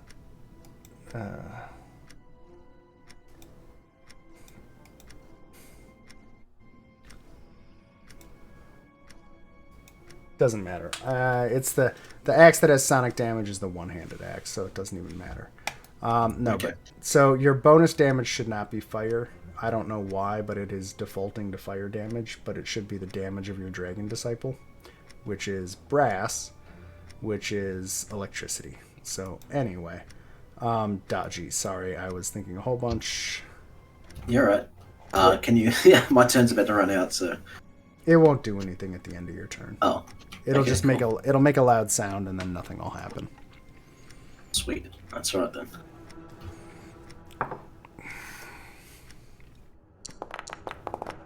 Fuck me. We'd prefer not to. Oh, I'm just rolling incredibly well today. It's a crit fail. Sweet. I'm And gonna since I can't do anything without it, I'm gonna do it again. Because without panache, I literally can do nothing against these things.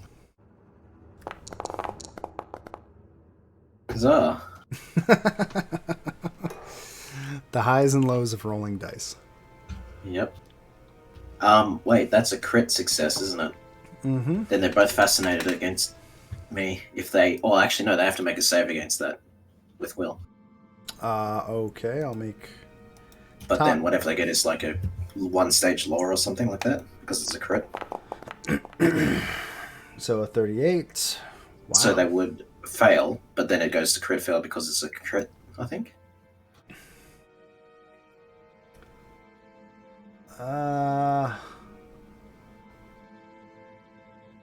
Okay, perform. So you had a critical success. Yep. I don't know how it interacts. So you're trying to do a performance to get panache, right? Yep. If you succeed, the target is fascinated by you for 1 round. But because she's a master in performance, she can fascinate 10 observers at once, which would be both of them easily. Okay, so you can fascinate 2 people. If you succeed, the target is fascinated for you by 1 round. If the observer is in a situation that demands immediate attention, such as combat, you must it gains incapacitation.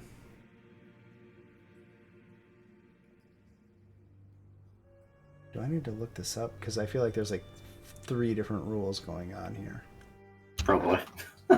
All I know is that it fascinates them and they have no choice but to act against me, I think.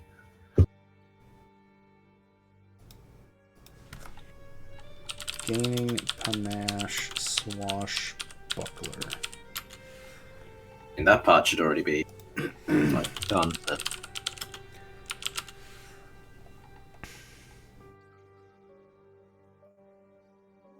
You gain panache. Oh, wait. So you're trying to do fascinating performance against them. Oh, you're comparing it to the will Yes. DC of the observer, which would be 30. So your DC would have been 30. Oh, okay. So you would have succeeded, which then, because it was a critical, it steps up by 1, so you critically succeeded. If you, so, okay. When you perform, compare result to the DC of the observer. Okay, so they're fascinated. If it's combat, you must critically succeed to fascinate it. So you did, Which we did. so it's fascinated. And perform gains incapacitation trait. So incapacitation Pathfinder 2E.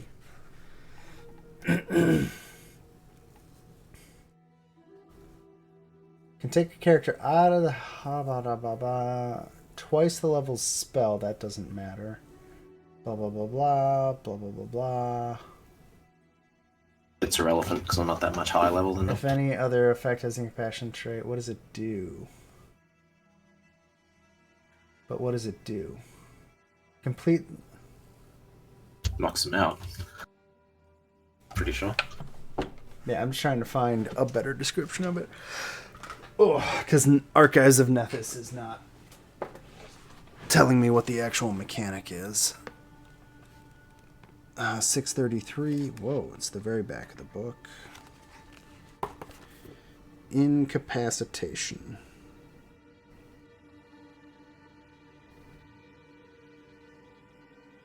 No, I just want the...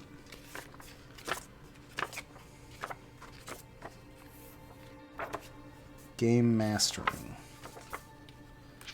Game mastering. See, this is why I have a physical book. Where's conditions? Because I'm sure there's a whole description of it. As soon as I can find the table of contents. Conditions appendix, page 618. God, there's so many pages.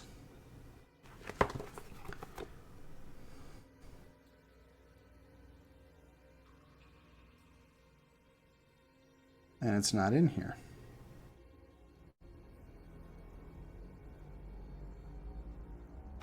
So I guess they're probably just completely fascinated by you, right?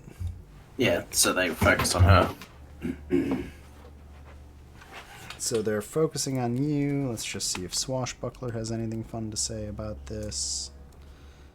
Which feat is that? Fascinating performance?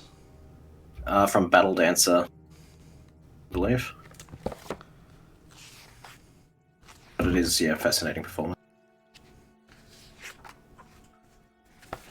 Swashbuckler is what page? Classes.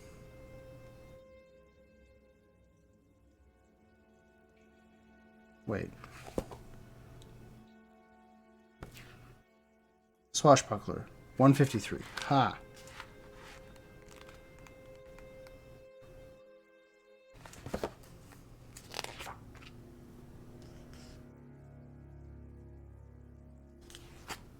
Well, it's not there either. Where is this rule?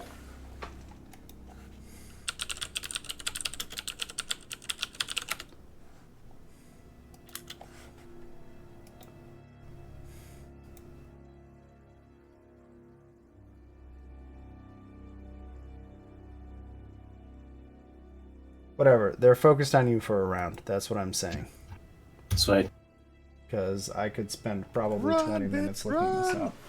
Because they're saying they gain the incapacitation trait, but I can't see where the incapacitation trait actually comes into. Let me try one more thing. Incapacitation trait path finder 2E.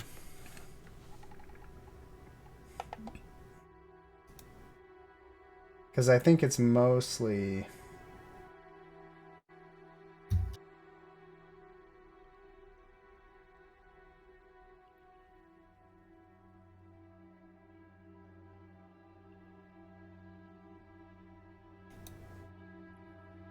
I don't know, whatever. They're focused on you for the next round. That's what I'm going to say. Cool. Because otherwise, rip me. Now I know that half my strikes are missing in that I don't have Confident Finisher or the thing, so I'm just going off my Hero Lab character here. Yeah, that's fine. It's more that, like, I think this is a weird combination of, like, niche abilities that it's just... I'll try I'll be to... right back, y'all. Second. No worries. Okay, let me look up. What is this? Fascinating performance. Panache and... I'm just writing a note on my sheet to try and look this up in the 2 weeks that I'm going to have off. But it is going to be... Is that the end of your turn? Pretty sure no. That was only my first action, I think, to... Oh, actually, yeah, after doing Confident Finisher would be my last end. Okay, so yeah, make the strike. I have to roll... Oh, wait, I have to actually roll the attack first. Yeah. You do have to hit them. Yep. Which I'm pretty sure that would do. That will hit.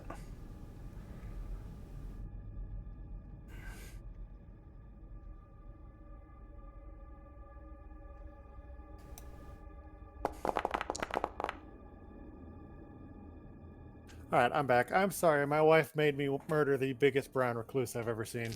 Wow. So it's 3 plus 14 plus 2. So 17, 19 damage. Yep.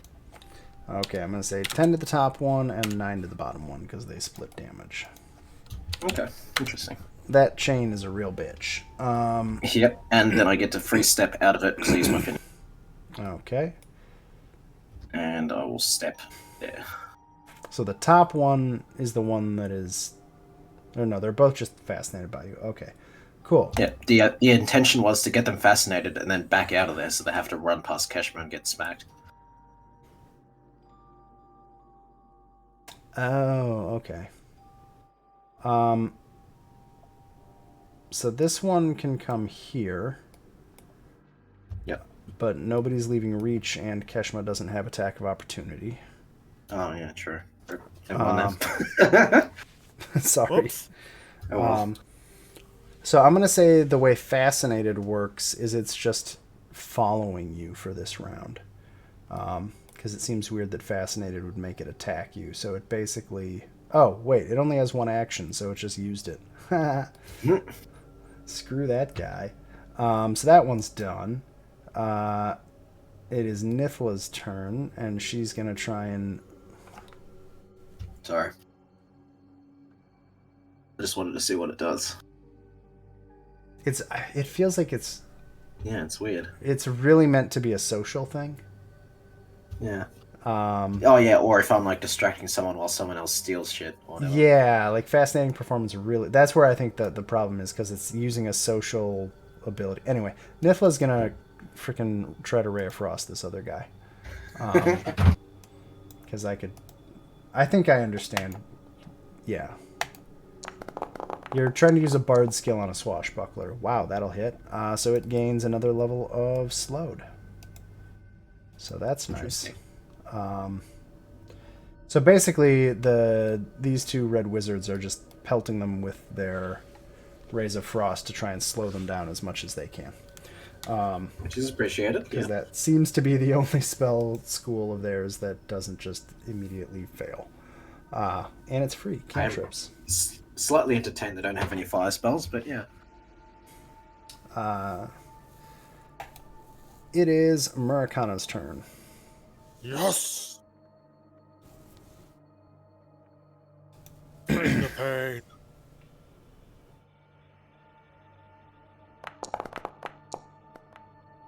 Or not. 27. Does not hit. Nope. And 18 does not hit. 32 is the minimum. No, 30 is the minimum. Oh my god.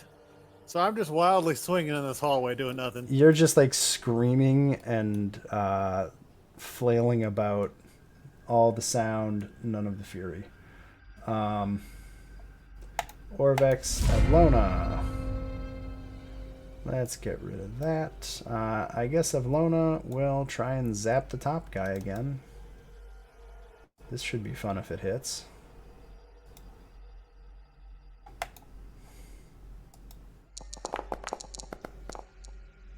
Okay.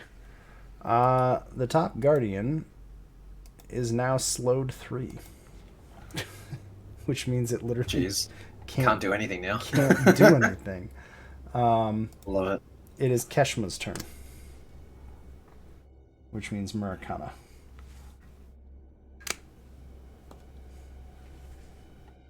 Are you killing more spiders?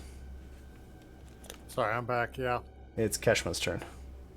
Alright. Whale time. Well, that'll hit. Yeah, I was about to say, if I miss this hit.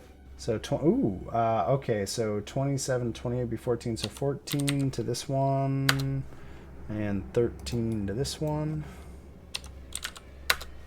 Man, that chain is just nasty. Okay. Wait, can we break the chain? You can try. You want to attack the chain? I want to attack the chain. Is the second attack attacking the chain? Yes. Okay. You hit it, roll damage.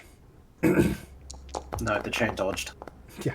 I would be so Okay, pissed. so 28. Yeah, so Keshma just obliterates the chain connecting these two. That hit just shatters the chain. If the chain breaks, both Tomb Guardians instantly go berserk. Oh shit. Oh, crap. No. I did not think that through. And berserk, and they gain quickened 1. Oh, that's not good. They get an extra turn, basically. So they get quickened. Well, it's going to kind of offset. Yeah, the fact that They're Mythline are slowed. blasting them. I'm just trying to find quickened again because I have so many windows open. Where's quickened? Oh my god. P. Quickened. Okay, so basically, what, 21? Who are you hitting? Oh, that doesn't hit anyone. Doesn't matter, so. Yeah, okay, so the top guy now has 1 action and the bottom guy has his full 3. They are berserk, which basically means they attack the nearest target. Requirement, it's berserk effect. It attacks it this way and does that. Okay, cool. Awesome. So the top Tomb Guardian has 1 action. It's still... So they were fascinated for a round? Was that the rule? Yep. Okay. 1 round. Who is the nearest creature to it? Who heard it last? Let's see. 1, 2, 3, 4. I'm just going to go roll a 1d4, starting from Gale and moving towards Keshma to determine the target. If you mean the top one, I hit it last. So 1, 2. Well, it picked you anyway. Oh, there you go. So its first action is going to be Berserk Slam. Can I use it? Actions. Berserk Slam. There we go. Can I roll it? No, can you? Nope. Well, it's an attack. So it's a fist attack at a -1 circumstance penalty. So let's make a -1. Add. Roll. Yeah. Does a 38 hit? Fucking absolutely it does. Okay, so it does... That's a crit, I think. Oh, is it 10 over your AC?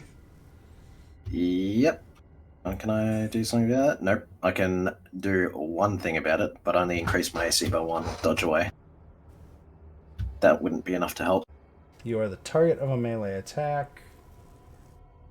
Use your prowess to evade an attack. You gain +1 circumstance if the attack miss. Oh, you did. Well, it didn't. Yeah, miss. but it's not. It wouldn't Okay. do anything anyway. So it does a crit plus 1d6 and it knocks you prone.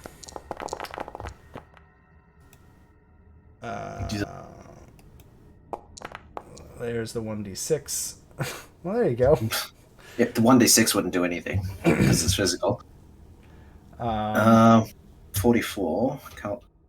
Well, you just add them all together. So it'd be 45 minus 6 because it should just. Yeah, be... but if they're separate damage sources, then They're not. It just deals an extra 1d6. And it knocks you prone. Yep. But I have.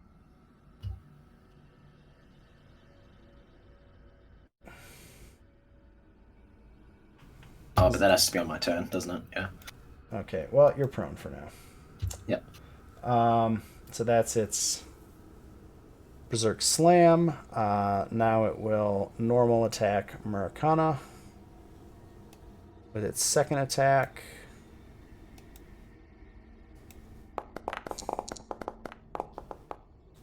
Which misses. They missed. And it'll attack. Oh my gosh. It'll attack Keshma with the third. Oof. Which misses. See, I don't always hit.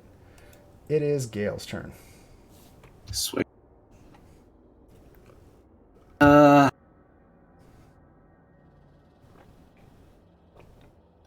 Good lord, these things are beating the snot out of us. Well, Yep. the good news is they won't go berserk when they hit their hit point threshold. Because they're already Yeah, 'cause berserk. already. Yeah. Yeah, I think we need to focus fire and drop one because this has got to stop. Yeah, unfortunately, I'm not rolling very well, so I've never hit any of them directly with Gale, or Indaiji can't hit very hard without doing any spells. So that's still going to get you 66 though, because it's fire damage.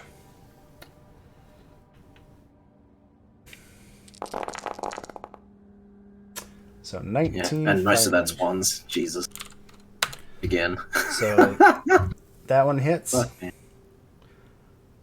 I mean, it's guaranteed damage though. I know, but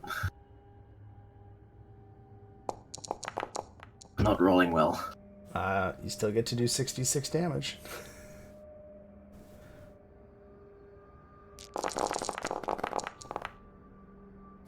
That'll be another 16 damage.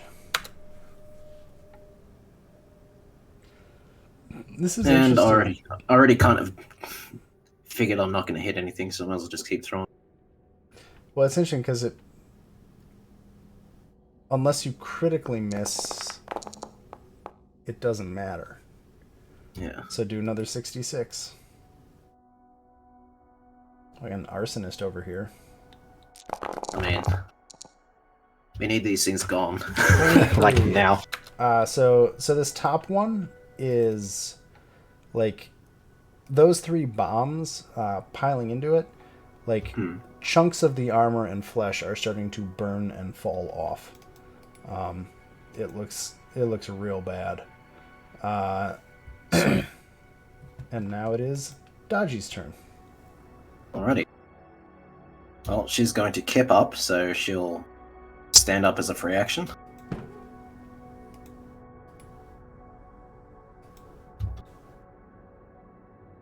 And then we will. That's my heal spell.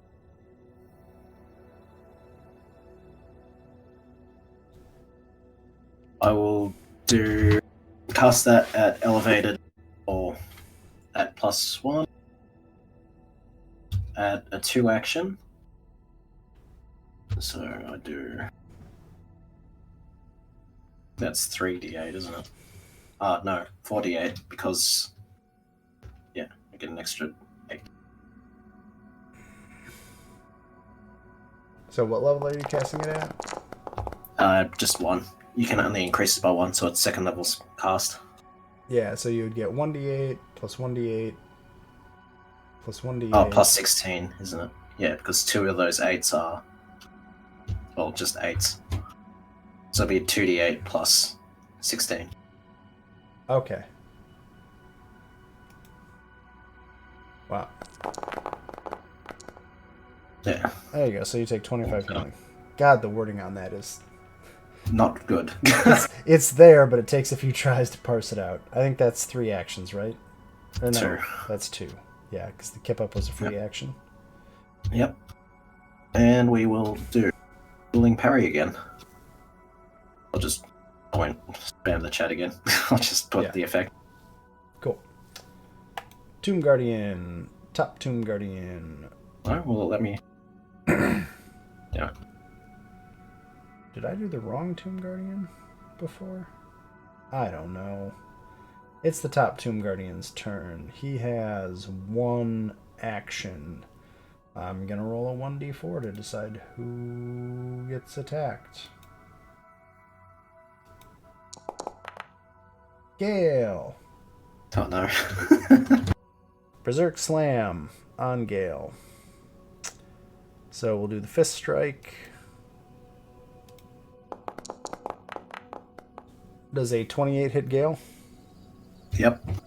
So that will do the 2d10 plus 6. So that's a total of 27 damage, and now Gale is prone. Rip. Then he will attack Murakana with his second fist.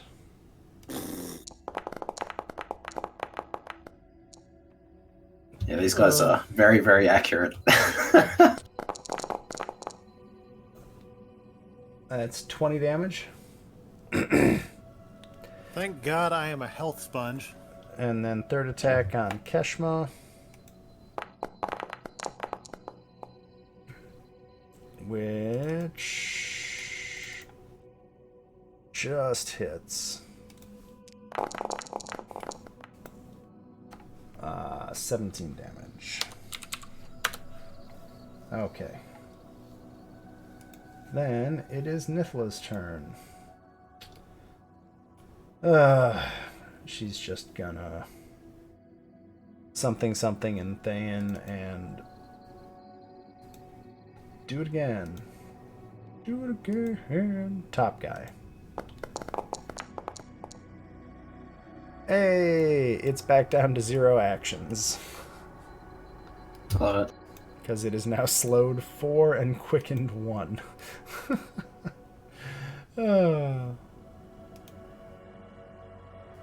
Murakana, it is your turn. Yes.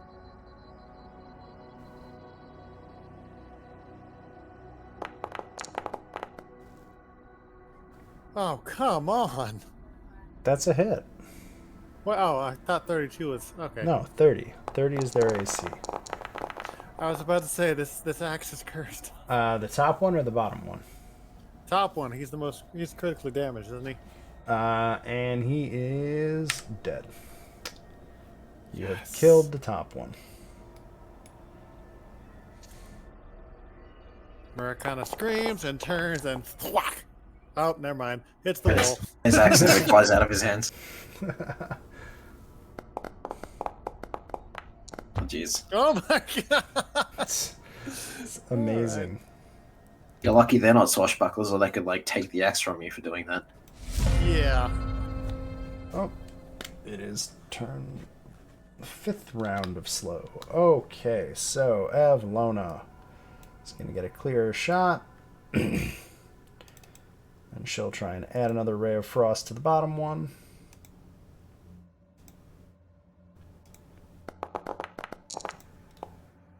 Yep. So it is now slowed 3 and quickened 1. So it has 1 action. Keshma's turn.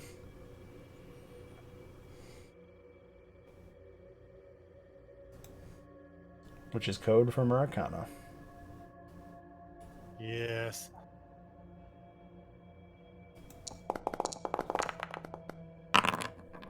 Oof.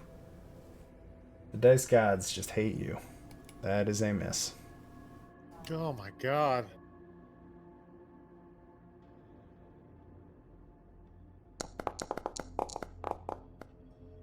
That will be a hit. Thank God. Wish it was critical. For 21 damage. Oh my god. It's always tough when you're at that -8. Okay, so the Tomb Guardian has 1 attack.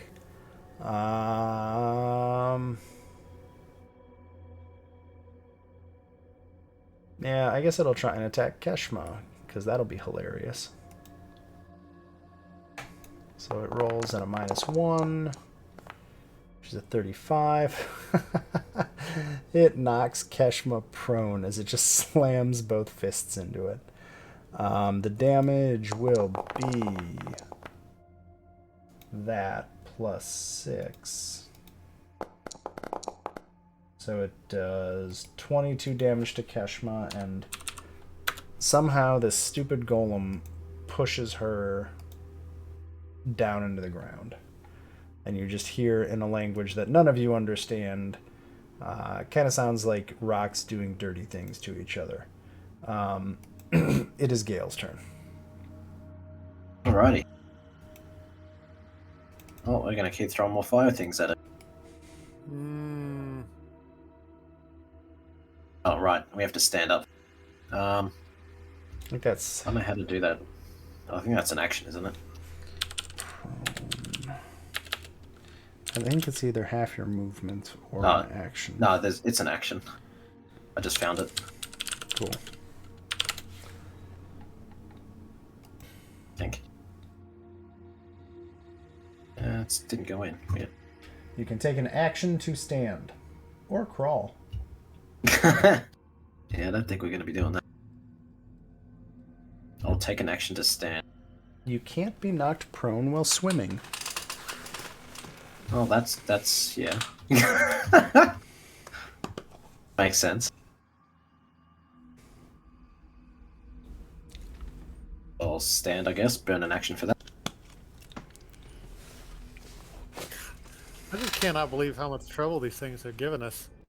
That's probably because they're roughly our level. I would guess. And they're roughly our level, and we don't have the tools to really fight them. Holy shit! Did Gale actually land one for a change? Holy shit! Yeah, he hit. Well, he actually just does 3d6, or he does 66 damage. What? Always? Always. So, Huh. it's a. I guess if you really want to spoil it, go look up how golems work. But yeah. Huh. Okay. There's very specific mechanics on golems, so that's 26 damage. This one is also starting to fall apart. Here we have left. We've used 22 of 39. Well, we unconditionally have to rest after this.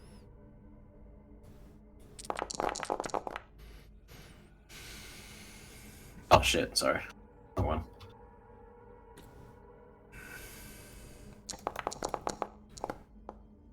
But it's fire damage, so 66. Doesn't matter, because you don't even need to roll it. It immolates.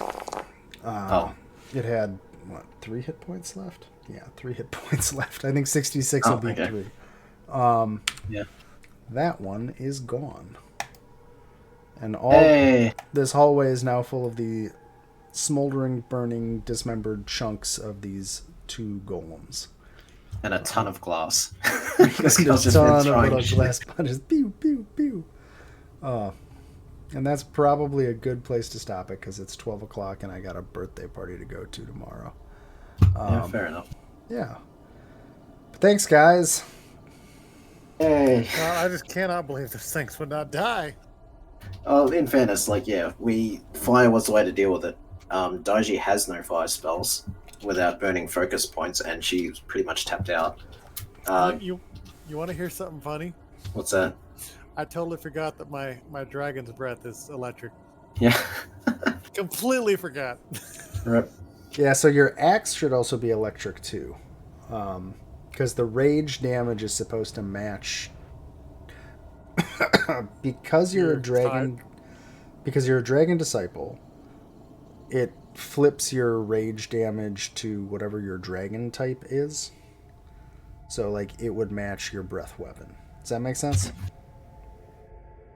Completely. Yeah, so if you had a red dragon as a patron or whatever, then yeah, you do fire damage, but yeah. I also forgot that you don't you have a brass dragon instead, so I was like, oh. I don't have a patron, I have a mother. Well. Yep. Oh man.